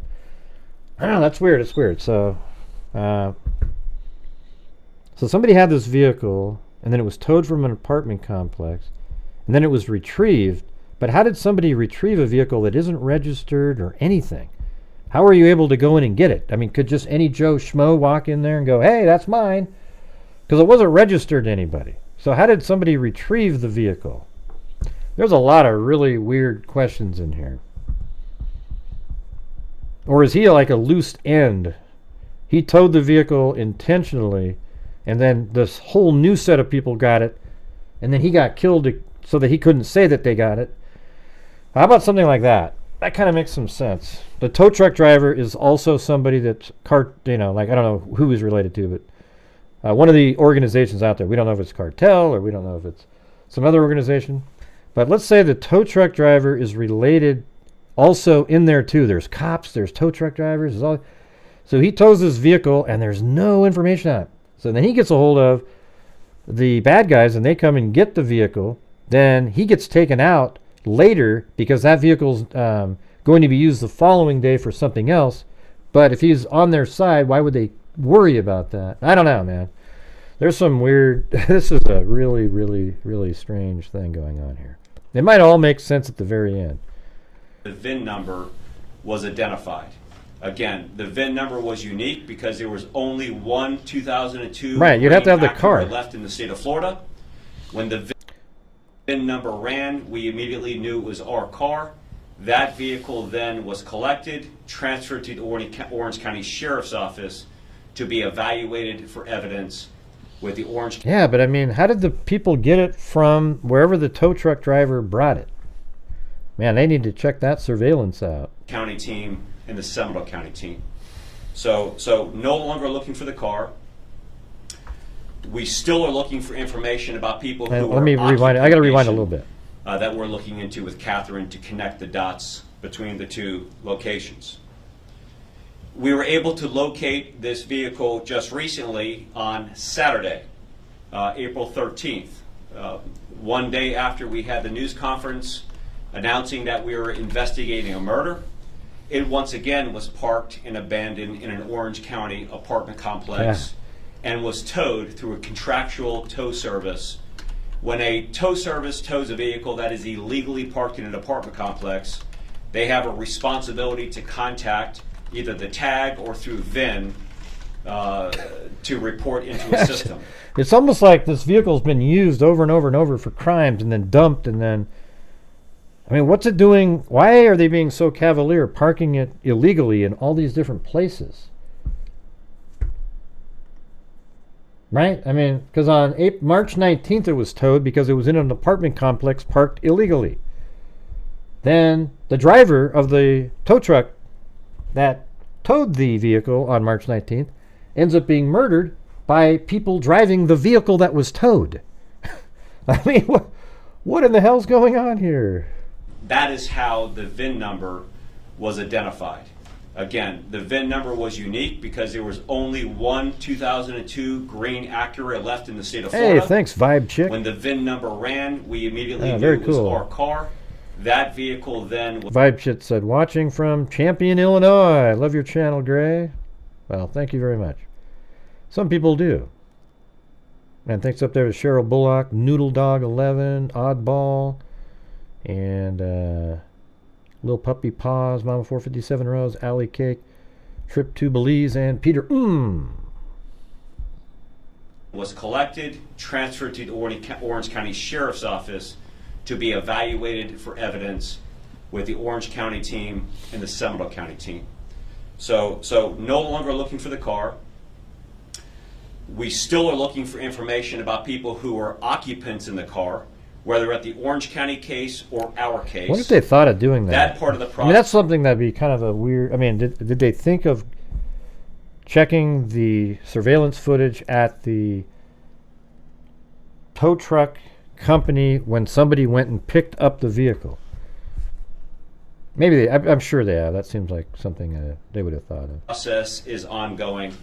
But again, we want to thank everyone's help who have called in, reached out to Crime Line, done whatever, and especially the media for getting that information out. Second part that I want to brief up on is an Orange County deputy was arrested by the Seminole County Sheriff's Office, Francisco. And you thought the case was crazy already. Estrella was arrested last night. How do you think you spell that? Was it Francisco? Is that what it was? Is an Orange County deputy was arrested by the Seminole County Sheriff's Office. Francisco Estrella was arrested last night. Estrea, maybe? Something? Now, when this initial report of the kidnapping was made, our detectives saw, as the public saw, the phone number on the rear window of that vehicle. When we called that phone number in the early stages of the investigation, the decedent's husband picked up the phone, came back to him. We identified ourselves. We had one of our detectives say who we were, what we were looking at, and that's how we disclosed that we were working a kidnapping case.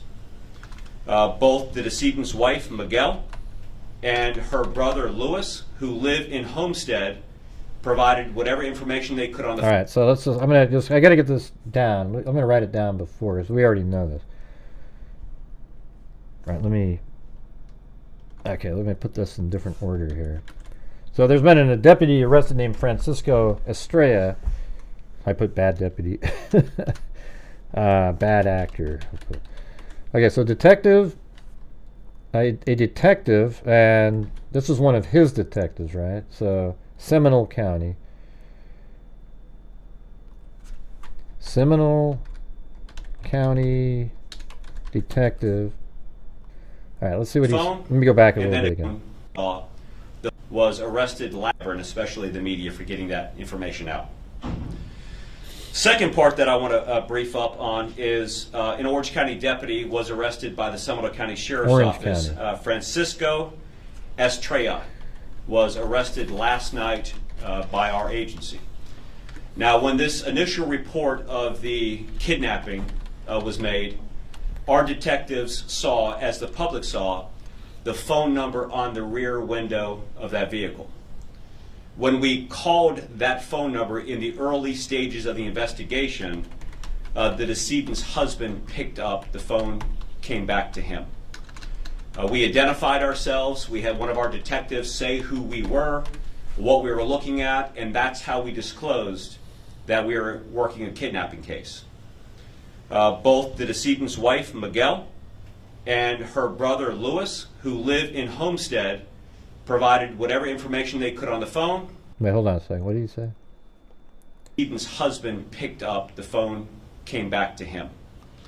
We identified ourselves. We had one of our detectives say who we were, what we were looking at, and that's how we disclosed that we were working I think he misspoke case. Here for a second. Both the decedent's wife, Miguel, and her brother, Louis. Okay, so Estrella. What did you say? Are you sure? Are you sure? Have you looked it up? Is that how it's spelled? Here, let me look. Orange County deputy arrested.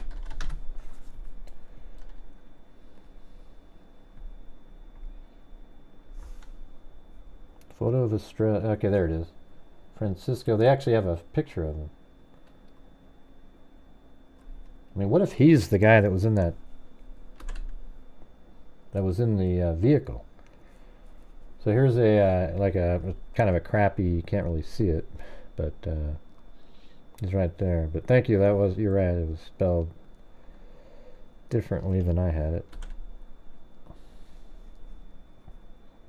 He was concerned about the investigation, safety, and investigation in Agua Viva's safety. And he asked for details about how the investigation was going, the affidavit states. Oh, man. Anybody have the ability to get that affidavit? His arrest affidavit? Now, that'd be awesome. See if you can find that, somebody out there. It's the Francisco Estrella, Estrella, arrest warrant or affidavit. Anybody think they can find that? Come on.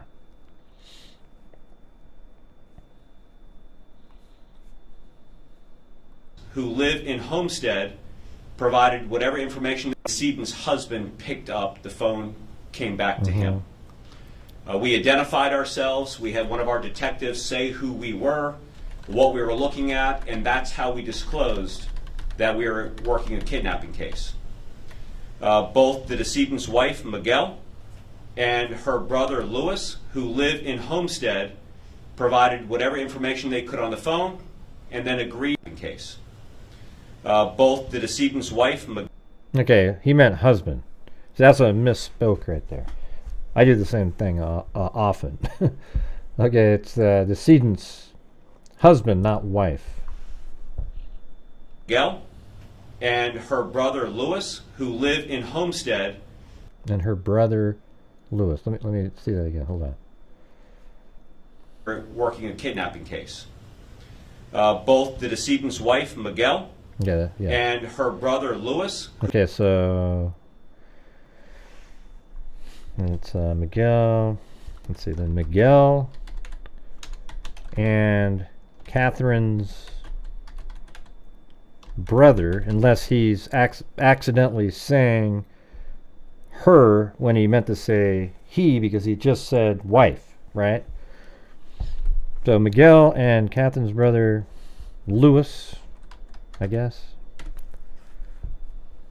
who live in Homestead, provided whatever information they could on the phone, and then agreed to travel up here to Seminole County. As they were traveling up here to Seminole County, Miguel and Louis reached out to a mutual friend, a childhood friend as it's described, who happens to be the Orange County deputy's wife. Okay, so that makes sense. Okay. Then Miguel and Catherine's brother Louis, who I think might be his brother, who live in Homestead and provided information on the phone, then traveled to Seminole County. Then let's see, so on the way, they contacted a friend. I think he got a hold of the wife, though, right? Here to Seminole County. As they were traveling up here to Seminole County, Miguel and Louis reached out to a mutual friend, a childhood friend as it's described, who happens to be the Orange County deputy's wife. The wife of the Orange County deputy reached. Okay. On the drive, they contacted a friend in Orange County that happened to be the wife of Francisco Estrella. Out and said, I've been contacted by this person who's identified by name as a detective with the Seminole County Sheriff's Office. Can you find out whatever information you can about this particular person?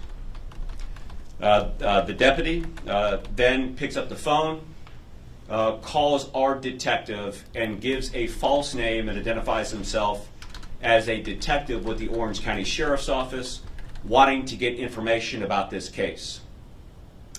Later in that conversation, he actually says he's a deputy sheriff, but for the entire time, he's giving a fake name as he's communicating with our folks. And our detectives obviously thought that communication was strange, especially the timeliness of it, just hours after we have identified that we're working a homicide case here. In addition to that, we knew that the Orange County deputy and wife accessed illegally the Florida David system. Jesus, this is just nuts. So Australia then, using a false name, contacted the Seminole County detective, who called the number on the back of Catherine's vehicle.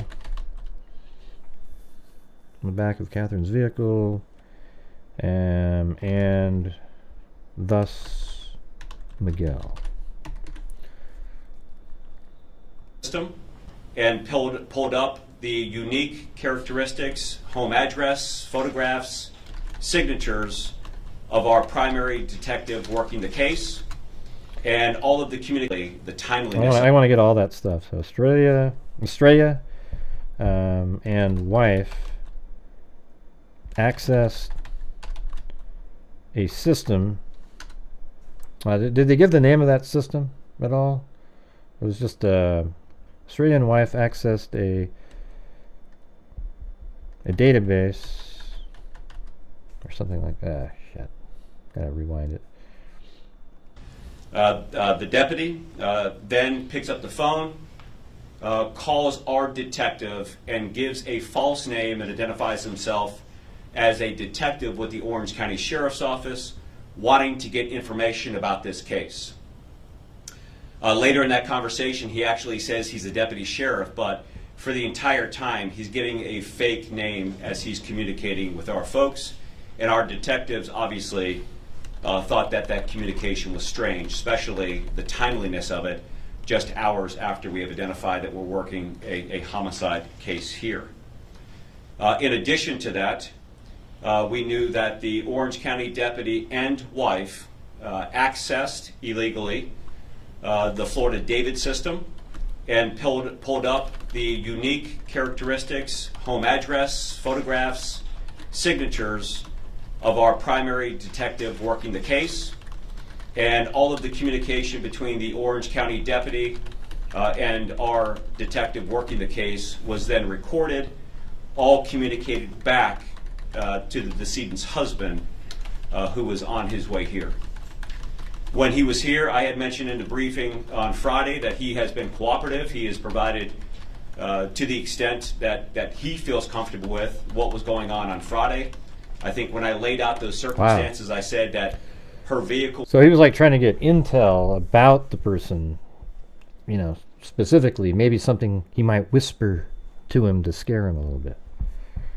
Was being rammed by the vehicle behind her.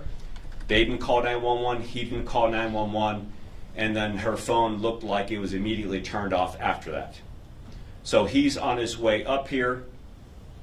He is contacting I don't need your timeline, and he Cindy. cooperates to the extent that he feels comfortable with. Jesus Part of that cooperation Unbelievable. is he gives us his phone. We ask for his phone, he gives us his phone, we forensically examine that phone, and that's how we found the communication between the Orange County deputy and his wife and him. It came through the examination of that phone. That is why he has now been charged with 5 felonies here in Seminole County. 2 of those felonies deal with recording and releasing the audio file of the detective's conversation with him. 2 of those charges relate to unlawfully accessing a police database, and particularly the David system that released unique characteristics of the home address, photograph and signatures of the lead investigator in this case. And then the last charge is the use of a two-way communication device in the commission of these felonies. Yeah, you gave me the other one. Yeah, your other email has that. So this is apparently the... Cindy sent this over. The 80 evidence markers, litter scene after man shot, killed in Taft neighborhood. I mean, look at that. It must have been just a, you know, sounded like a war. Look at that. So this is absolutely related right here. And police are searching for suspects after a shooting last night right near a school. News 6's Laverne McGee is on the ground in Taft as the community tries to make some sense of what happened. This has been an active scene for most of the day. If you take a look behind me, you can see the home where this happened. They have released the victim's name. It is Juan Luis Cintron Garcia, 39 years old. There is no motive so far. Cintron Garcia, 39 years. They have released the victim's name. It is Juan Luis Cintron Garcia. Oh man, another hard one.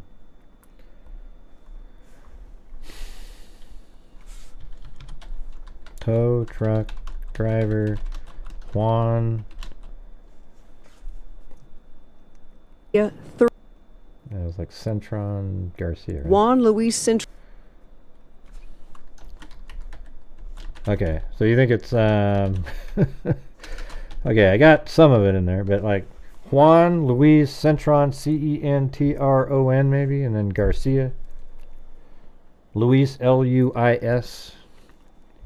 Oh, you think it's Citron? I didn't hear that. Cintron Garcia. Victim's name, it is Juan Luis Cintron Garcia. I hear Cintron with an N. I don't hear Citron.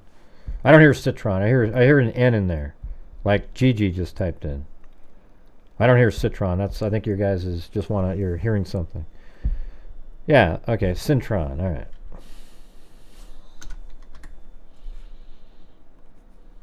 All right.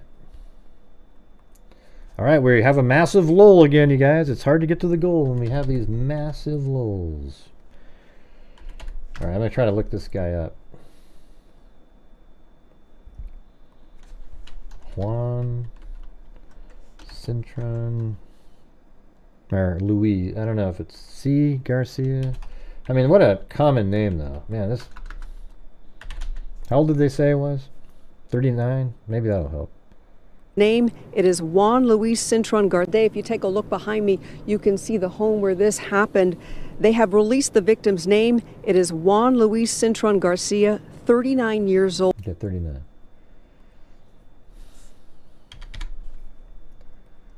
And Taft.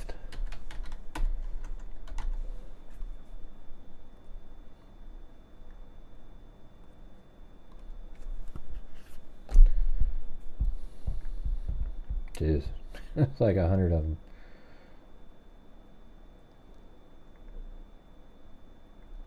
There's literally, I mean, this is crazy. Let me just count these. Okay, 1, 2, 3. There's like 10 Juan C. Garcias. Hey, thanks, Scott Holland.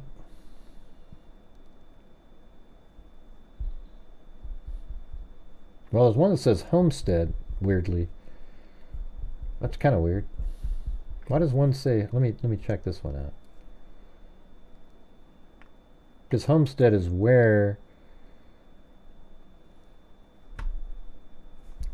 This could be it. Hold on, let me see. Let's type this in. So we see what it looks like there. This should go way down to the right down where Miguel and Christina live. And it's going to go to a house. I don't know if that's going to be it or not. I guess we'll have to see. There should be something like a circular. Is it this one?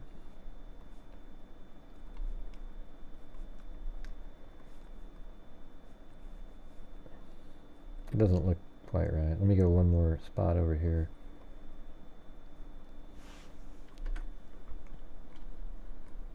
Yeah, so it's that one. I don't know, that doesn't look the same. Yeah, well, there it is. 91.6. What does that say right there? 9. No, I think it might just be 9.6. Do you think there's a 1 there? Is it 9? No, I think it's 9.668. 9.668 something. Let me just type that in. Maybe there isn't too many of those.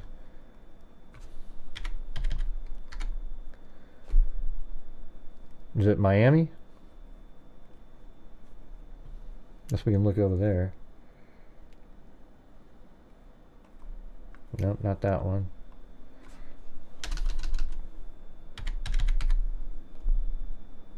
Yeah, it's Orlando.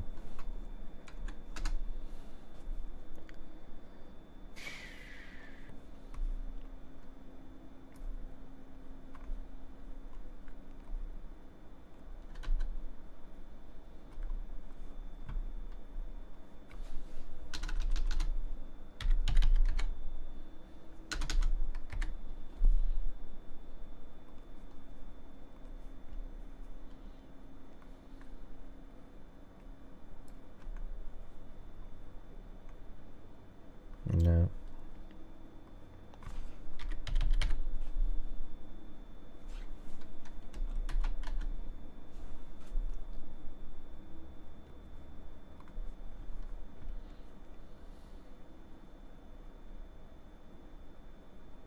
No. That's not it. Yeah, I already typed in Taft, Florida up there.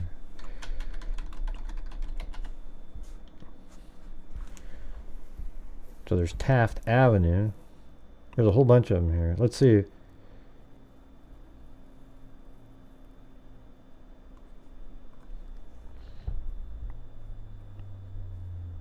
Oh, is that what it is? 9600 block of 8th Avenue. And where? Orlando? 9600 8th Avenue, Orlando. Okay. Is that it? Orlando?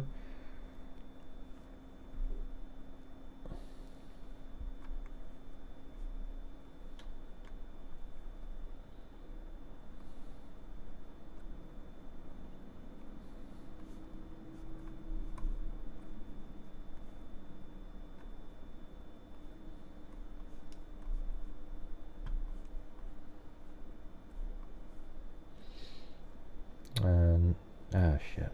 What was the number that I had? 9668, right? So it should be right around here. That might be it right there, right?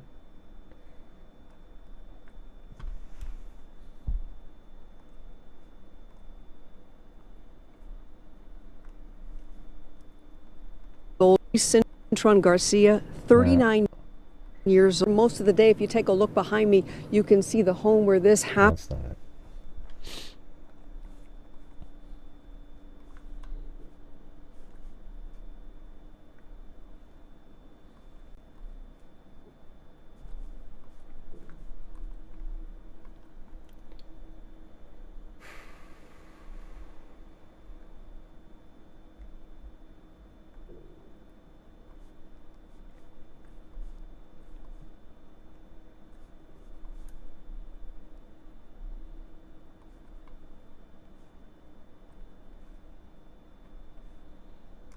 It's a little bit further.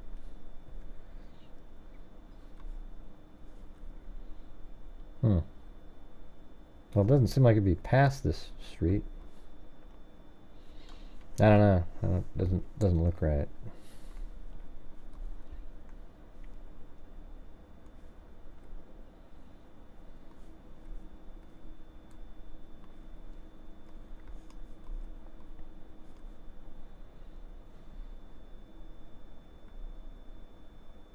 Yeah, I've already gone there. Yeah, I just already went there, so why would you do it again? Polyrhythm, I'm already there. Yeah, I mean, you could try the 9688, but 8th Avenue? 9668, right? Guess I could just type that in. It does land on a house. So it was through that intersection. It wasn't the 9600, if that's it.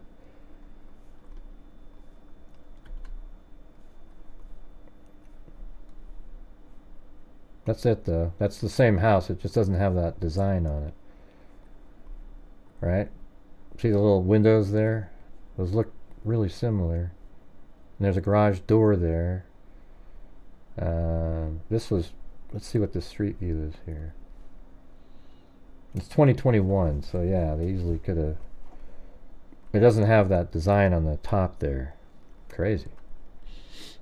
Yeah, I know it's the one. That's why I'm looking at it. Alright. 9668. 8th Avenue. This is where Juan Luis Cintron Garcia lives.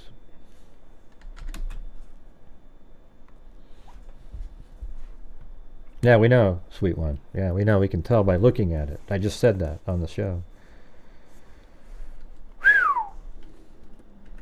Alright, let's see. We got that. And then let me just type the address in and look for him that way. 9668 8th Avenue, Orlando, Florida. And let's see if it lands on a guy with that name. And I'm going to look, see if he's got anything. Yeah, I know everyone's trying to help. It's just gets kind of old after I've already showing it on the screen. Possible owner. Okay, so that's not his name. But it says possible residence. Ah, darn it. There it is. Possible residence.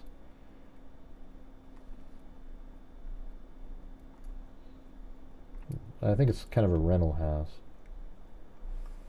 And nope, don't see him in there. But that's the house, so probably just maybe he just lives there with somebody else, something like that.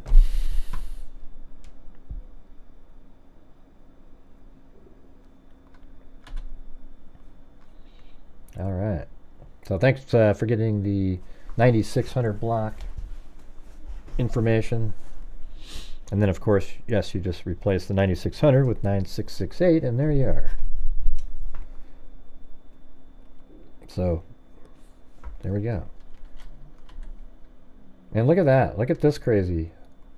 So look where that's located compared to the where the oh wow, that's absolutely nuts. So look at where they took her, somewhere in this area at to shoot her. Gunfire, the car was burning, and it's right near the, let's see how far that is. Yeah, it's only 4 miles away, right in the middle of that. But that route, she went all the way up here, then was made to turn around, drive this direction. Then they brought her right inside of this place, and that's where the fire and the gunshot was. No, it's totally crazy.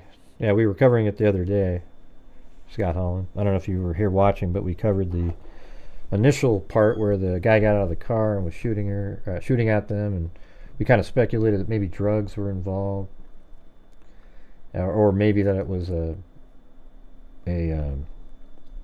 domestic issue. But I don't know. It's starting to look more higher level, like crime. Something really strange.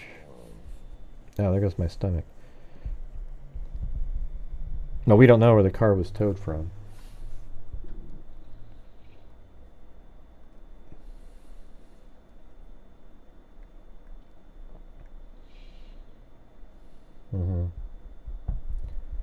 Yep. Yeah, let's see. April 11th. Yeah, I mean, it's all stuff that we had. I'm going to save this out, though. Hold on.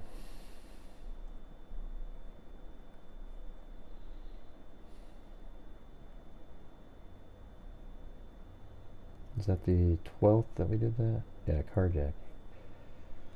Okay. So apparently the car...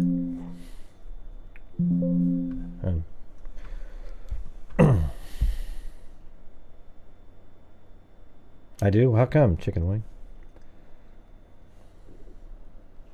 I love when people tell me what I need. You know, if I sound a certain way, oh, Gray needs this, Gray needs that. That means I don't need something. Maybe I ate something that my stomach's whacked out. Yeah, so maybe this was the car when it was for sale.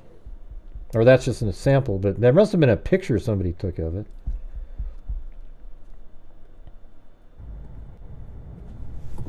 Now this is way clearer than the other one that I had. Wow, look at this. See, they cut something out of this. I don't know why they did that. See, watch.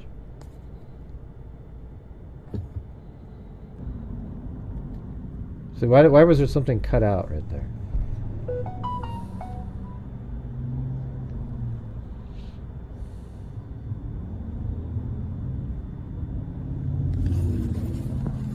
I know, it's okay, Chicken Wing. I'm just... Maybe I do need a chicken wing. Maybe just one little piece of a chicken wing. Or maybe I shouldn't eat that hamburger. Oh, look at this. We get to see when it actually does the U-turn. Oh, wow. Oh, man. Why did you... Oh, God. Why did you pan up, you wacko? Developing now, an urgent search in Seminole County for a woman missing after this video surfaces. Why in the hell would you pan up on that?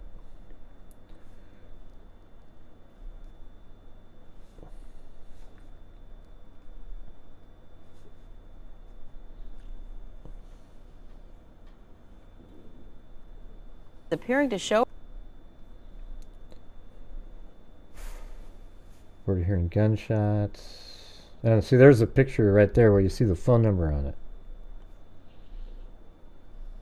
We should call him. What we should do is get Tim Miller to call him. Oh yeah, Tim Miller would just in 5 minutes have that guy.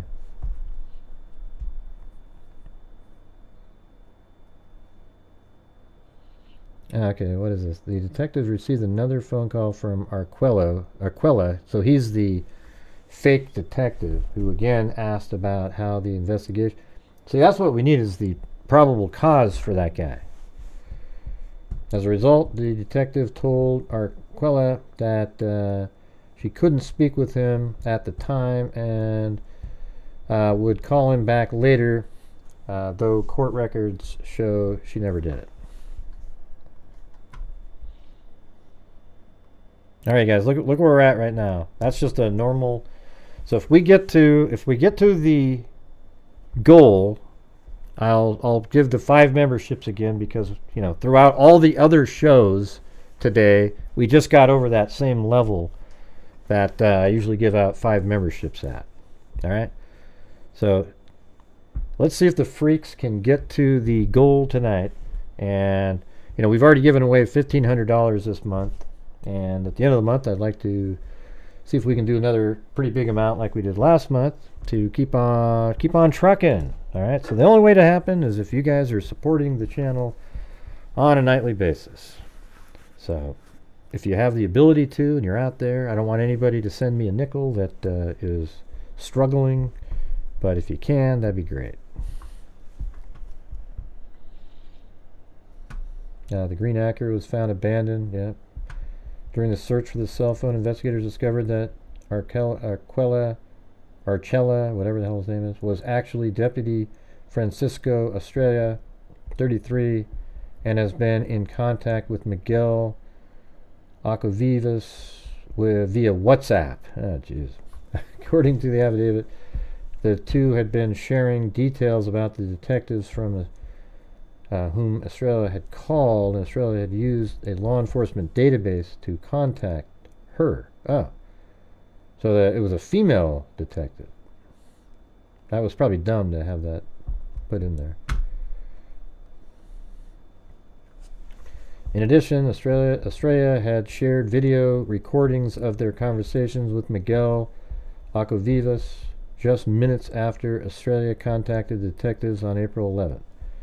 Estrella was arrested on charges of interception of wire, oral, or electronic communication, disclosure of wire, oral, and electronic communication, disclosure of use of confidential criminal justice information, unlawful use of a two-way communication device, accessing computer or electronic devices without authorization or exceeding authorization.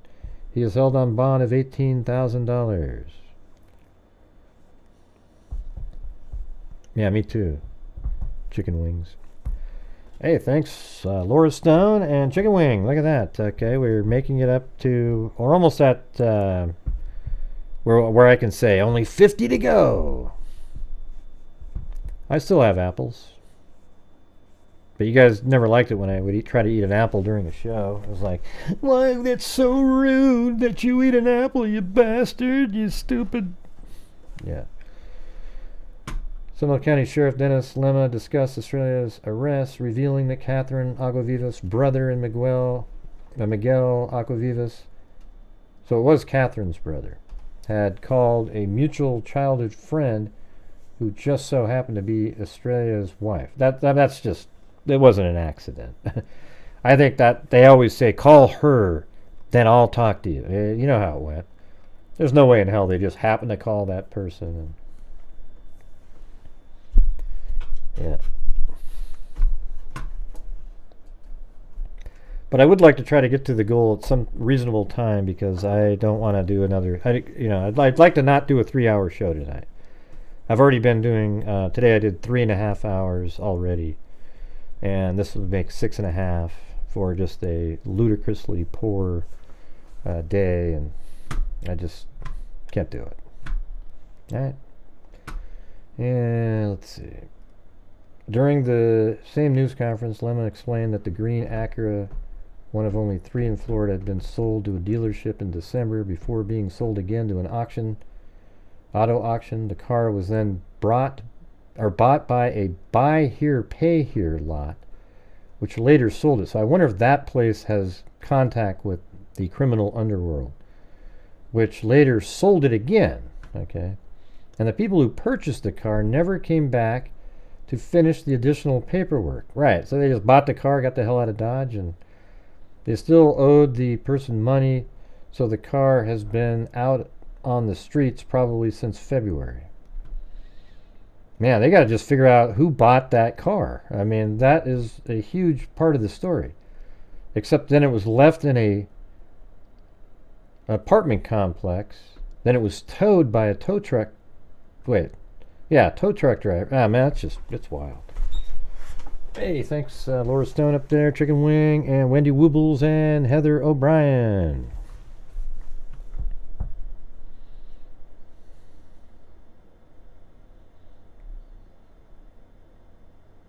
Yeah.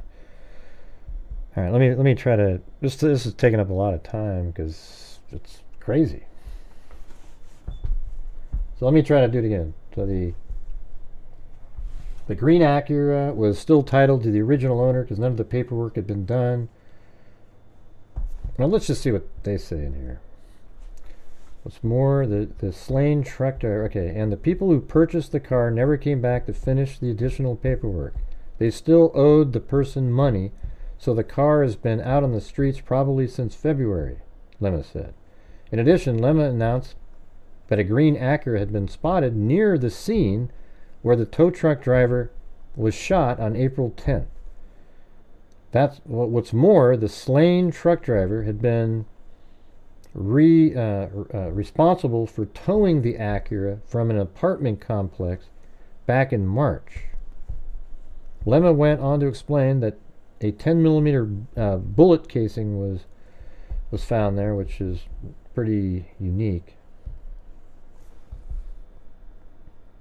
An incredibly unique, uncommon round for use out on the streets. However, those involved in the shooting and individuals in the green Acura have still not been identified at this time, according to deputies. Anyone with information about the occupants of the vehicle is urged to contact the Orange County Sheriff's Office or the Seminole County Sheriff's Office. Hey, thank you, brown-eyed girl. Da-da-da-da. Thank you so much. Man, it's rare to get these days. Remember before how like the avocado dance and the cat eyes were always, it was easy. Like it just, I don't know, must be just shitty times. Let's see. I'm gonna go give away the 5 memberships now, I think. Ding ding ding diddle ding ding. You guys remember that? It was crazy.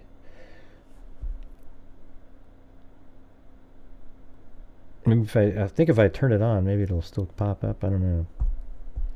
I'd like to hear it. Those were the days, weren't they? What happened? I'm still doing my same hard work.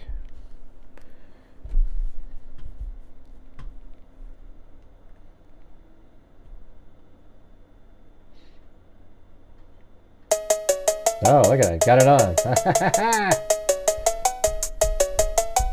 Grinder sector, the detector. I'm a certified human lie detector. Gonna get ya on a stretcher. You traveling like an old projector.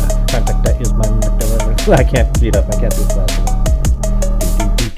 Rumor around about me and a rule about somebody did us what to do. You might not have heard, or maybe you have a time or two. I'll get what's like. Usually get angry and all uptight. You can say what you want to spell my name right. I'll never get to you back in the house. That's what the rumor was all about. All right.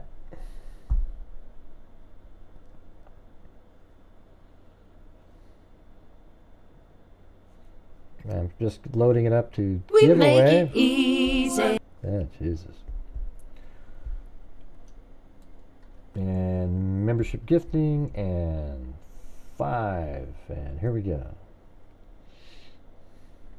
Who's going to get them?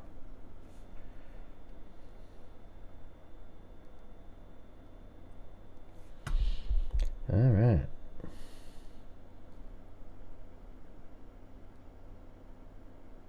I don't know. I hear from Cairo every once in a while. I mean, it's been a while. He came on the show that one time, but he never sent me the information to get a hold of him. So I don't know. No idea. No idea where he is. But welcome to Jessica Elliott, L. Piddock, Brand 810, Purple Rain, and J. Ems. Okay, so let me just try to recap this thing. So you had the green Acura that was still titled to the original owner. The car's been on the streets since February after somebody purchased it but never went back in to finish that, which makes sense if you're just going in there to buy the car and didn't really care, you wanted it to be unregistered. And then on March 19th, the vehicle was towed from an Orlando apartment complex, the green Acura.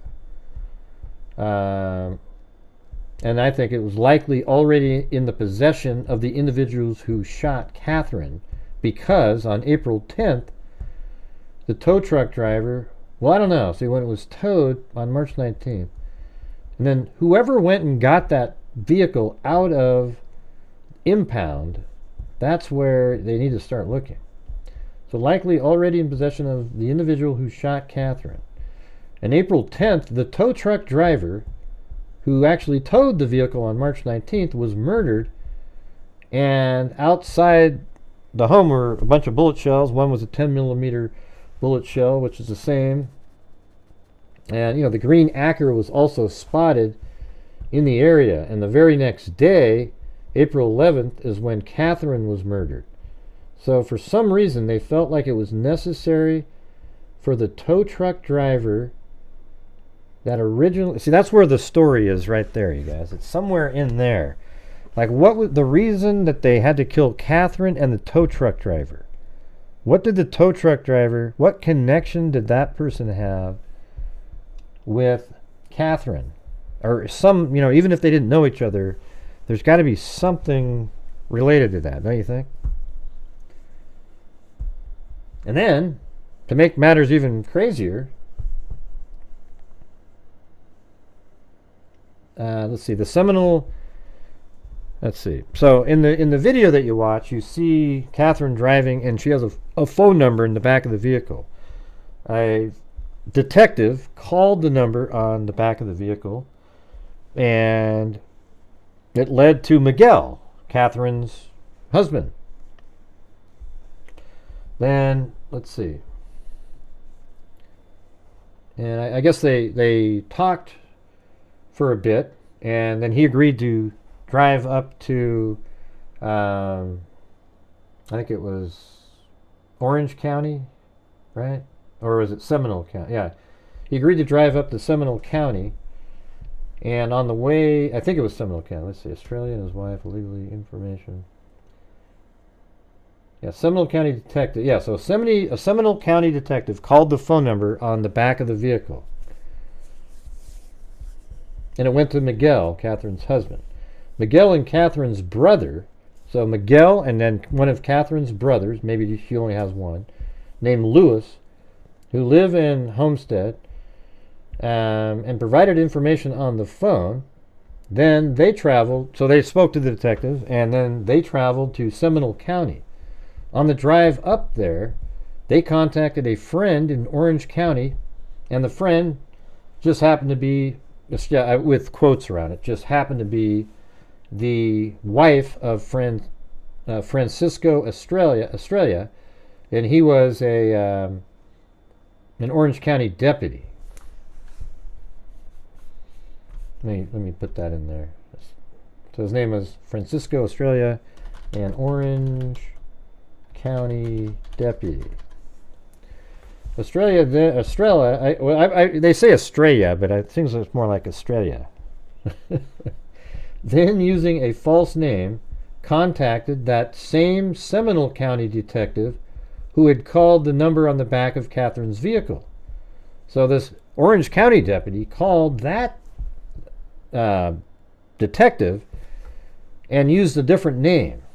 And so Estrella, using a false name, contacted the Seminole County detective who called the number on the back of Catherine's vehicle, and thus Miguel. So that detective called the number on the back of Catherine's vehicle, and it went right to Miguel.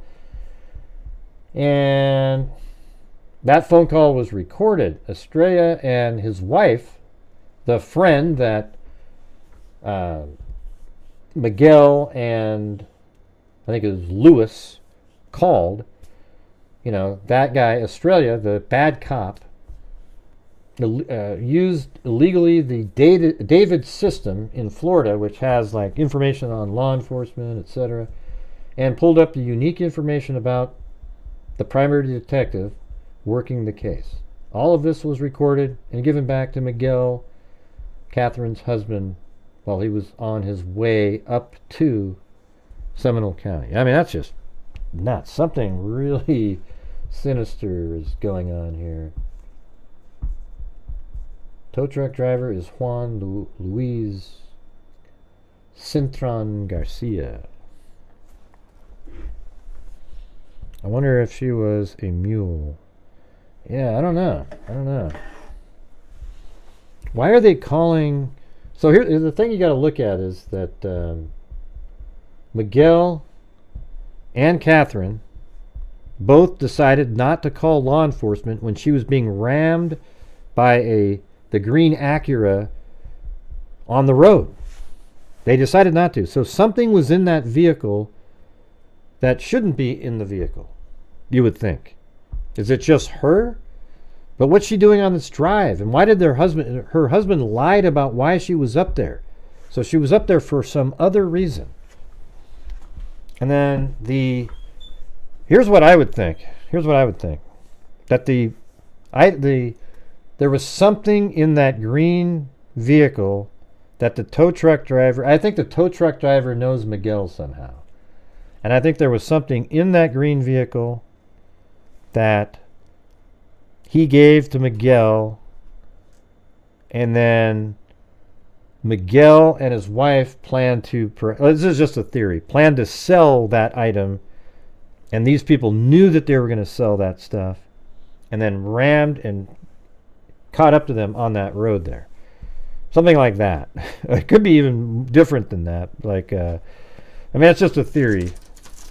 All right, that would be the mule theory there, Veruca Salt. And thanks again, brown-eyed girl. Da-da-da-da.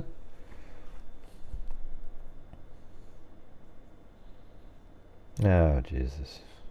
There's people in the car, McRamblon. It was moving. There's no shadows in the car. Oh, God. But here's the thing. Think about it like that. Just the pieces that I just put together. I mean, whether that's true or not, it makes sense. Watch. Why in the hell would they kill that tow truck driver? It probably means he found something in the vehicle. And they killed him later. And I'm trying to figure out, like, they must have found out that he took... So when they recovered the vehicle from the lot, something was missing from that. And then they likely thought that it was the tow truck driver who took it out and then perhaps gave that... Let's just say it's drugs. And then gave those drugs to Miguel. And then Miguel had his wife driving sort of a nondescript sort of car. Hey, I'm trying to sell this car, whatever. And you drive it up. And she goes like 200 something miles. And she's being chased. And that's why both of them didn't call law enforcement. Then they get out of the vehicle because they knew this deal was going down. Perhaps they're even the ones that called to make the deal because they knew he had their drugs. So they pull him over and take the drugs from her first, then kill and burn her in her vehicle. That actually kind of makes some damn sense, doesn't it? Whew, wow.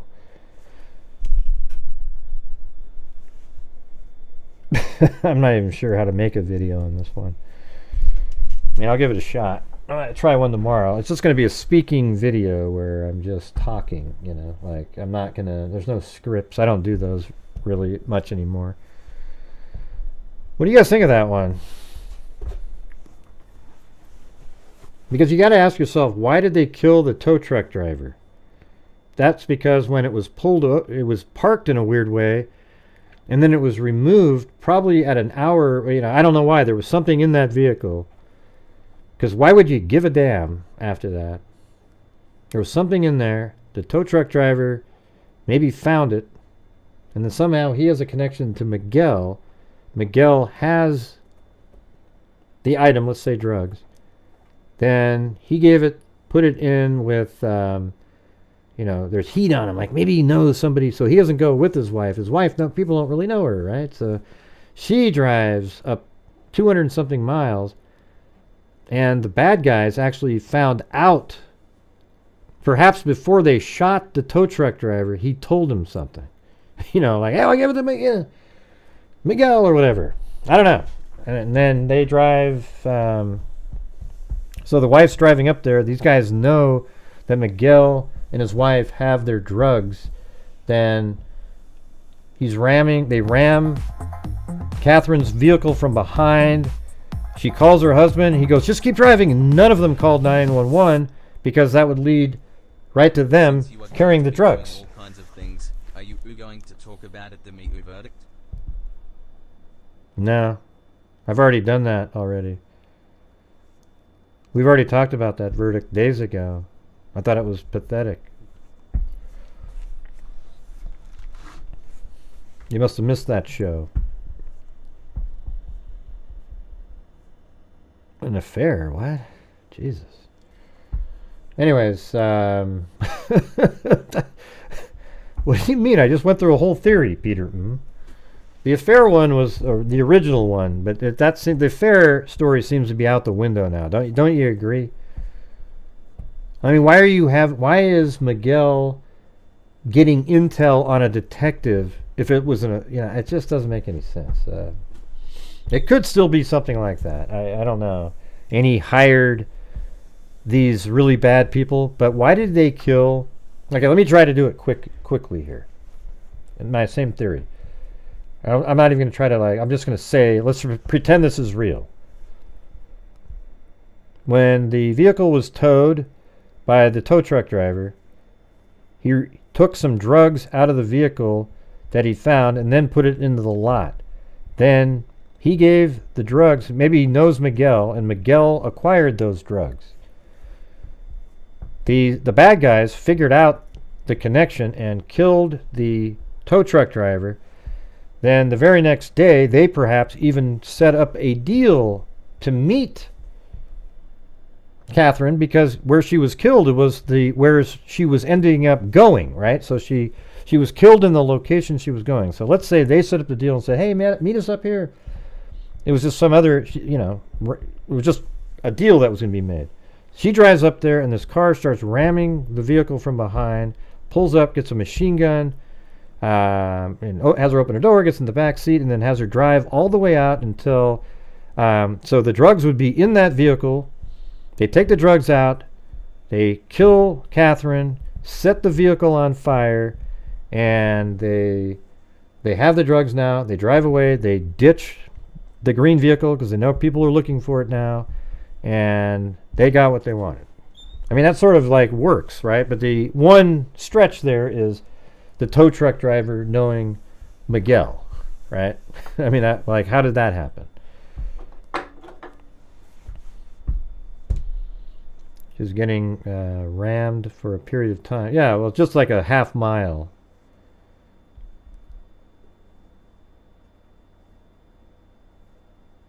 Yeah, I think the affair thing is a little odd now, Peter. I don't know. I don't think it's as likely as something. I think there's a lot more going on here. I mean, let me ask you this. Why didn't the wife call 911 if it was an affair situation? Why wouldn't she get on her phone and call 911?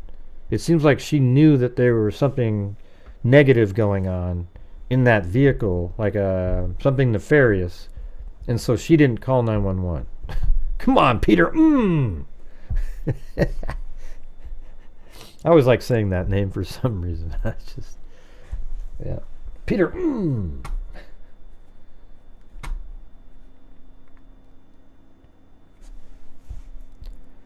I think he was more worried about what she was doing. What do you mean?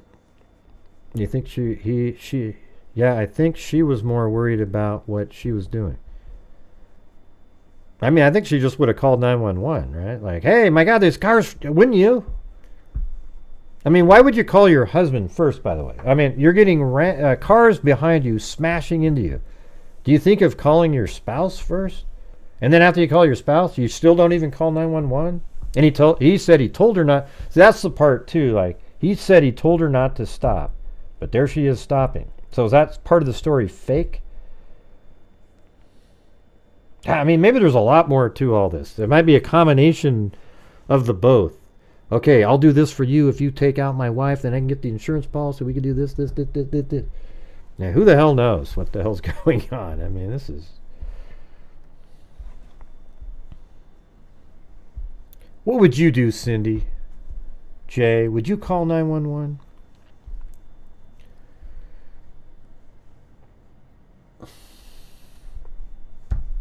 Maybe the dirty cop is where the drugs came from.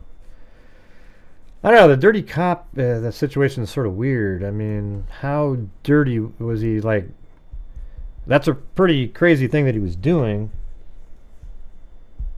And maybe he's aware. You know, he seems like somebody, he's a lookout deputy. Like, he's sitting around and he's making sure that he can deflect and do different things for the organization. I think that guy's a lot. Yeah, I think that's probably true. He's a lot more involved.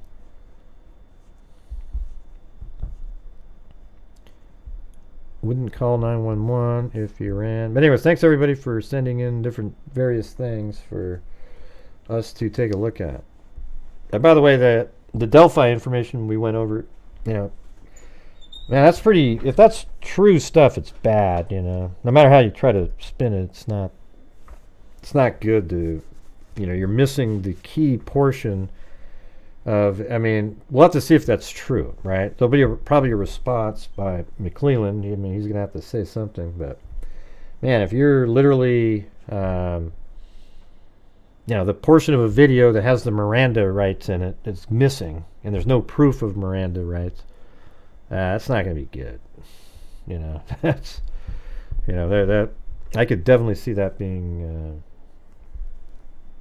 taken out. And I'm absolutely, I believe Richard Allen's the guy, you know, so don't know really what else to say, but who the hell knows, man.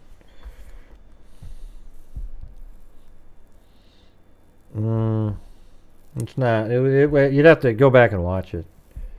It's just there's a video of interrogation of Richard Allen after on the 26th of October 2022. He went there to go pick up, I think I could almost do it. Let's see.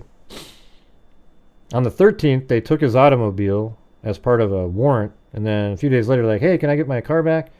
Because both of us work in different places, and they didn't give the car back, and they said, well, you can come down to the station on the 26th and pick it up. And when he goes to the station, they separated him from his wife, brought him into a room, and they fully expected to arrest him, but they first wanted to interrogate him in the guise of him just being there to answer questions. And there's an interrogation, and they ask a lot of questions, and he claims he's innocent.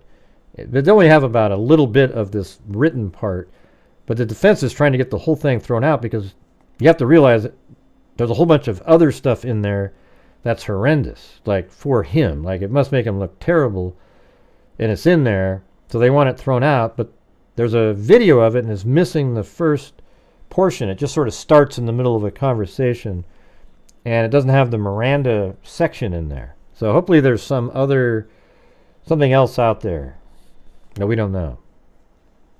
Yeah, I mean, that's the whole thing, though, truthfully. We'll never get to see the rest of it if it's thrown out because of a Miranda issue. And then what did those things lead to? So let's say they throw out that, and then it's going to be a cascading effect, because you throw that out, and on that was perhaps the clothing that he said he was wearing, because I think in that interview is when he said he was wearing the light blue jeans, the dark blue Carhartt jacket, the hoodie, and all that. And then what happens there? Do you have to throw that out? And then if you start throwing some of this stuff out that's in that, does the probable cause document, the whole, I don't know if it works like that, but would the probable cause document that had the Franks hearing was supposed to be about, would that stuff still be intact at that point? You know, so then it's like, oh my God, this might be, you know,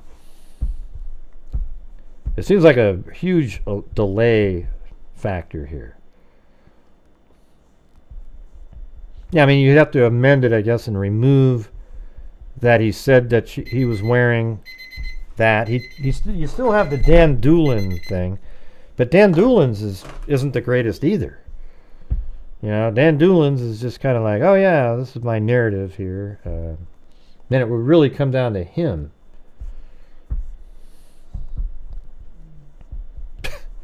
But man, it's getting crazy out there, getting crazy. Yeah, we'll have to see, but man, I have a feeling the trial is going to be delayed again. Because if the judge doesn't do that, they're going to try to do like an emergency Indiana Supreme Court ruling, and I think it might get kind of crazy in that case.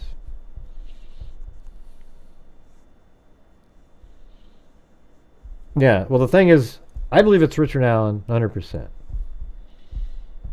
And it's because he is the guy on the bridge based on what he said.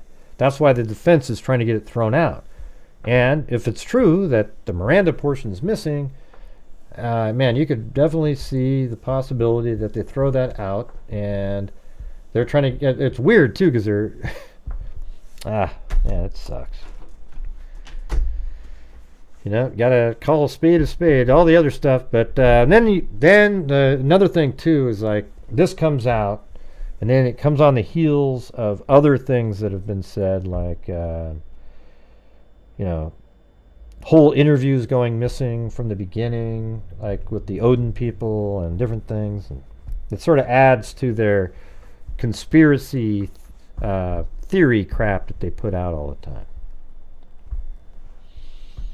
Yeah, I just think it's going to start getting delayed and delayed again. We'll see, though. I just hope it gets to court, you know. Yeah, unreal.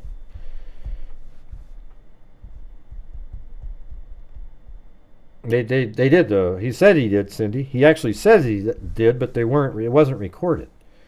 It's like you almost didn't pay attention. Let's see. It would be crazy if he came out of this innocent, because how?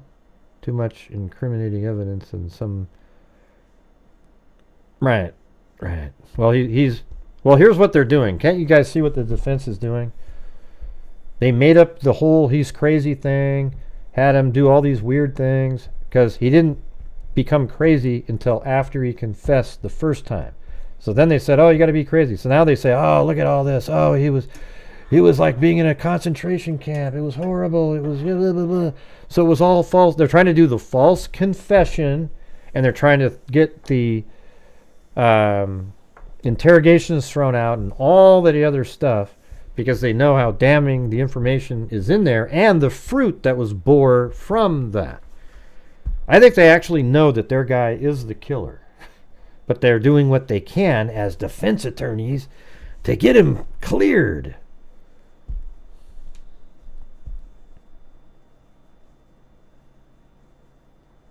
Mm-hmm. Yeah, that's good enough. You said you remember that. Yep. There you go. You remember what the rights were, so you don't have to read them again.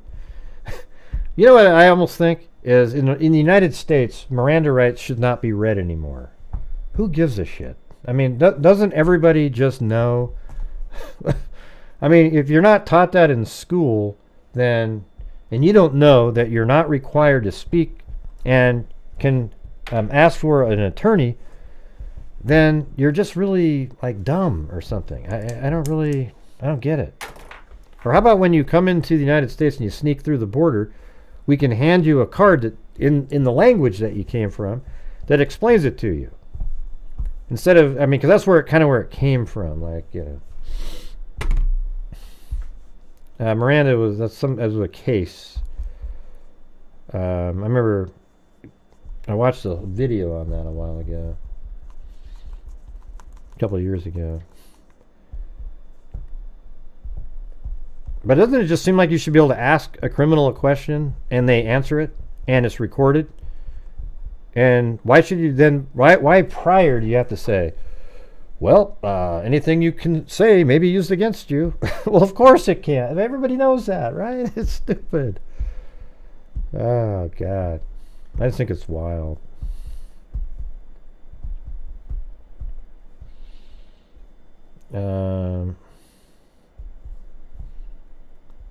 Right.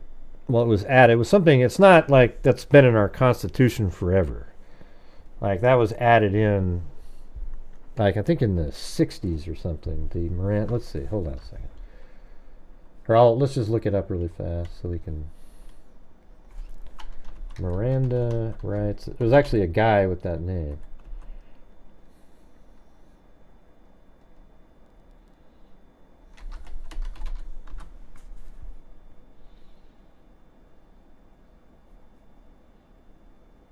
Yeah, it was 1966. The concept of Miranda rights was enshrined in the U.S. law following the 1966 Miranda versus Arizona Supreme Court decision, which found that the Fifth and Sixth Amendment rights of Ernesto Arturo Miranda had been violated during his arrest and trial for armed robbery, kidnapping. Well, how did his rights be violated? Well, I guess you're saying his Fifth and Sixth Amendment rights were, so they came up with that. Let's see what it says here in Wikipedia. In the United States, the Miranda warning is a type of notification customarily given by police to criminal suspects in police. Oh, we know what that is. What's the origin of it? The concept of Miranda rights was enshrined. We already read that. Miranda was subsequently retried and convicted based primarily on his estranged ex-partner who had been tracked down by original arresting officer via Miranda's own parents, suddenly claiming that Miranda had confessed to her when she had visited him in jail. Miranda's lawyer later confessed that he goofed the case by focusing too much on the constitutional issues and losing sight of the jury and guilt or innocence.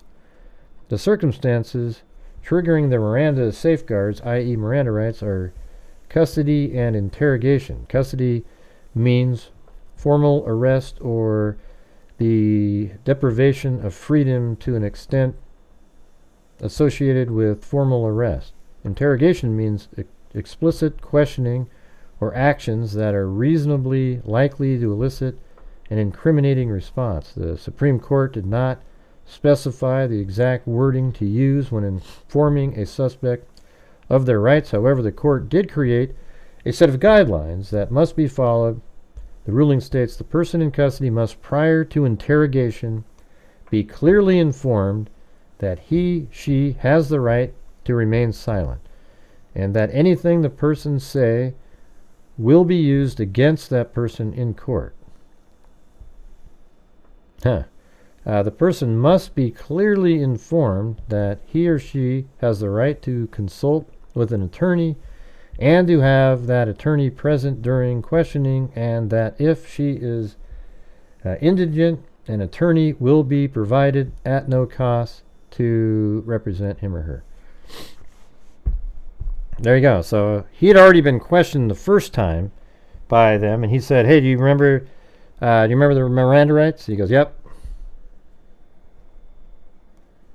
So I don't know if that counts, but like he asked him, "Do you remember everything that you were told before?" Yeah. Well, they didn't have. But they didn't have to, because they were going to arrest him at the end. Cindy, you seem like you're just like every once in a while you jump in with like you're a pro Richard Allen shill. I mean, it's bizarre. I see it. You're everything that no matter how they word it, you agree with their wording. You're just waiting for your chance. Yeah. Miranda, armed robbery, and kidnapping. Yeah. Yeah. Miranda, armed robbery and kidnapping. Yeah. So, all right. Yeah. So I think that's he already been questioned on the 13th of October, right? They brought him in there under the guise that they were not going to arrest him and wanted to interrogate him and said, "Okay, you remember you being your Miranda rights from last time, right?" He goes, "Yep, okay." And then they move on, but they intended to arrest him. I don't understand what difference does it make? Because you could give somebody their Miranda rights and arrest them after that. No, you are, Cindy. You say a long time ago you kept talking about that. I remember it. It's weird. You always look at their wording, and remember that when the Odin document came out, you were just so into it, like it was so real and everything. I remember it. What the 14-day rule is that? What's the 14-day rule? That mean if you were Mirandized 14 days prior, that you don't have to be re-Mirandized again? Is that what that is? Let me see. Is that a real thing? 14-day Miranda.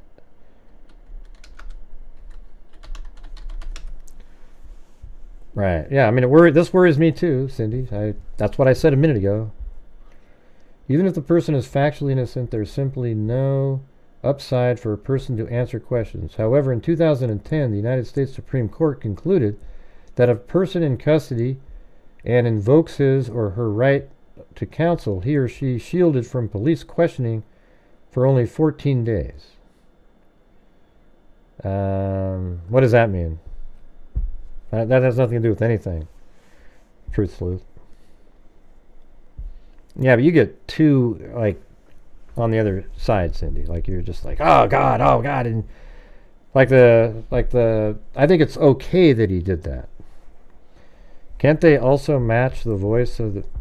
Yeah, well, they were saying that in this document. I mean, how about this? You guys are gonna have to come on. Here we go, because now I'm gonna be working towards the 3 hours. I wanted to get out of here. I've been doing this for 6 today. Good Lord.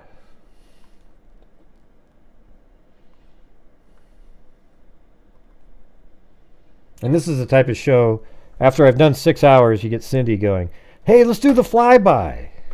It's like, Jesus. Is that okay? All right, let's see. Let me scroll down. So this is the part right here. You're going to drag your effing wife and your daughter through this because you're too effing bullheaded to get out in front of this and admit you made a mistake. And whatever the F happened out there, we'll never we'll never know because you're too big of an effing idiot or something. I don't know. And then Jerry Holman again said, the evidence clearly indicates you are involved in this. He said, no, it effing does. Jerry Holman said, it doesn't. I'm telling you that there is no way that a bullet from my gun, I think this sounds bad here. I'm telling you, there's no way that a bullet from my gun was used in these murders. Well, it wasn't used in the murders. That's right, you know that, because there was no shooting. So you know, right, that they weren't used in the murders. And I'm telling you that we had this effing round, meaning the full bullet, inside its casing on February 14th. So they found it that day, right? 2017, and it's been secured in a effing laboratory. And we've tested other guns. You could have taken it from somewhere. Look at now, he's doing the conspiracy theory shit. You could have taken it from somewhere else then, because it's not possible. I did not take it from somewhere else. It was logged in. It was taken. It was photographed. You think we effing took a round and threw it down by the dead girl's foot? This isn't effing TV. This is realistic. Then Rick Allen said, I'm telling you, I can't explain something that, and I'm telling you, that effing analysis explain it. You can't get past this. Thanks, Cindy. And Jerry Holman said, I'm not on video. Meaning, like, he's not the guy on the bridge. Neither am I, he said. 4 or 5 witnesses Jerry Holman said, 4 or 5 witnesses didn't see me out there. Rick said, me either. Well, okay. See, that's a lie right there, right? Because 3 girls saw him for sure. And then we also know that Sarah Carbaugh says she saw, and then also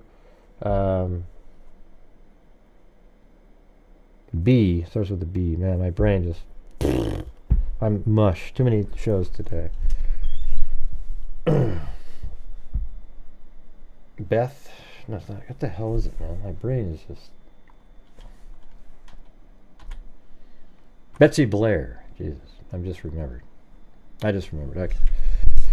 So I'm not on video, neither am I. 4 or 5 witnesses did see me out there. Me either. My round out of my gun wasn't 6 inches away from a dead girl.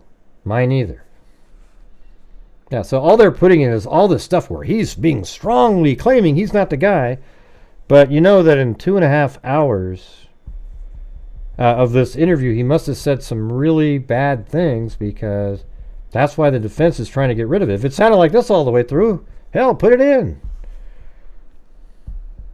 You're guilty of something. You're guilty, and I know it, and I'm going to effing prove it. Yeah, well, I think he is the guy on the bridge, okay? I think everybody with a logical brain knows that. Now, if you think he's not the killer, then maybe he's not the killer. But he's definitely the person who kidnapped them, bringing them to their demise. Yep. All right, guys, that's going to do it. I'm going to get out of here. Thank you for hanging out. Got to the goal, which rhymes with lol. Anyways. Thank you to Eugenie, who gifted a membership right at the beginning. Sosi, K-Me, Wendy Woobles, Notorious Nance, Holly, Miranda, Holly, Simply Me, Alley Cake, Mama 457 Rose, Unsocial, Social Butterfly, Simply Me, Pixie Blue, Mama 457 Rose, Cheryl, Tamara, not today, but tomorrow.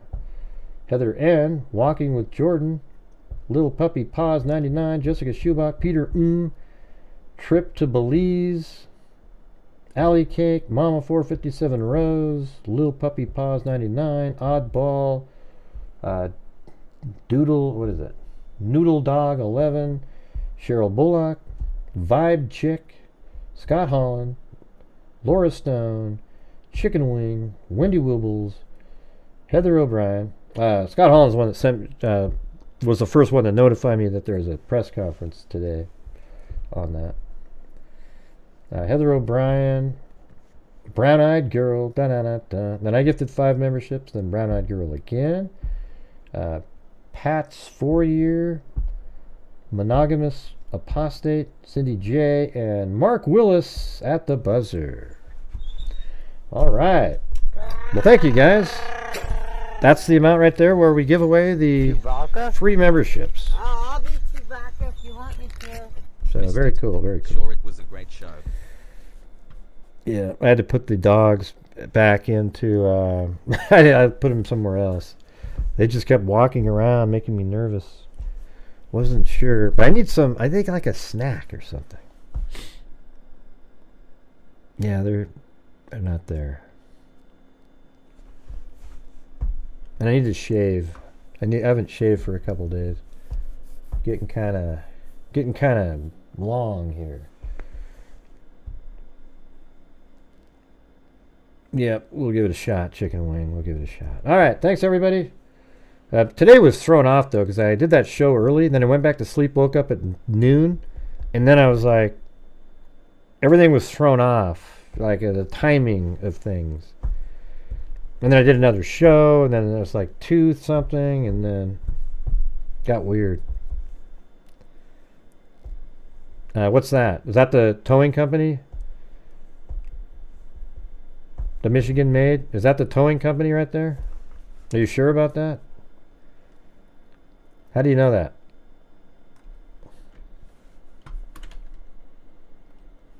I haven't had any time to look into this guy.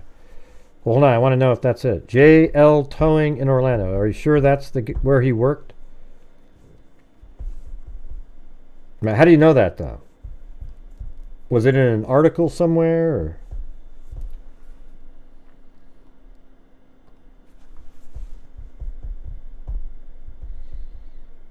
Tomorrow we're going to have to go over some of the Mercedes Vega. I got a document on that one. And then the 911 call's coming out soon. Did you get the file dog food as a tax write-off because they're stars? Hey, good idea. I didn't hear your response the Michigan made. Didn't see it. I just need a response. Did you see it in an article or what? Forget it. All right, everybody. Thank you all very much for watching. We'll see you guys tomorrow. And as I always say, until next time, be safe out there. And also, thank you all very much for reaching the goal, making this long, slogging day at least somewhat salvageable. Thank you very much. Yeah, I've been doing this true crime thing for quite a while now.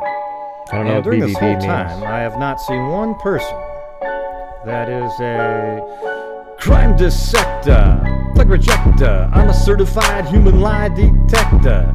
Gonna get ya on a stretcher if you try and play me like an old projector.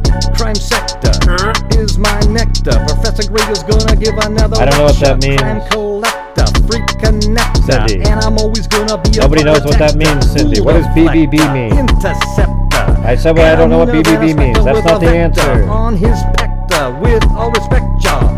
Just remember, I'm a temple fucking check ya. I have no agenda. I'm no pretender. And I'll serve it to you straight without the So you look him up in the Better And Business the Bureau?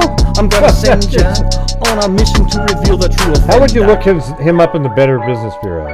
How would that so work? I'll just get right back to work. You look his name up in the Better... forget it. It's the house! Huh? Be safe out there.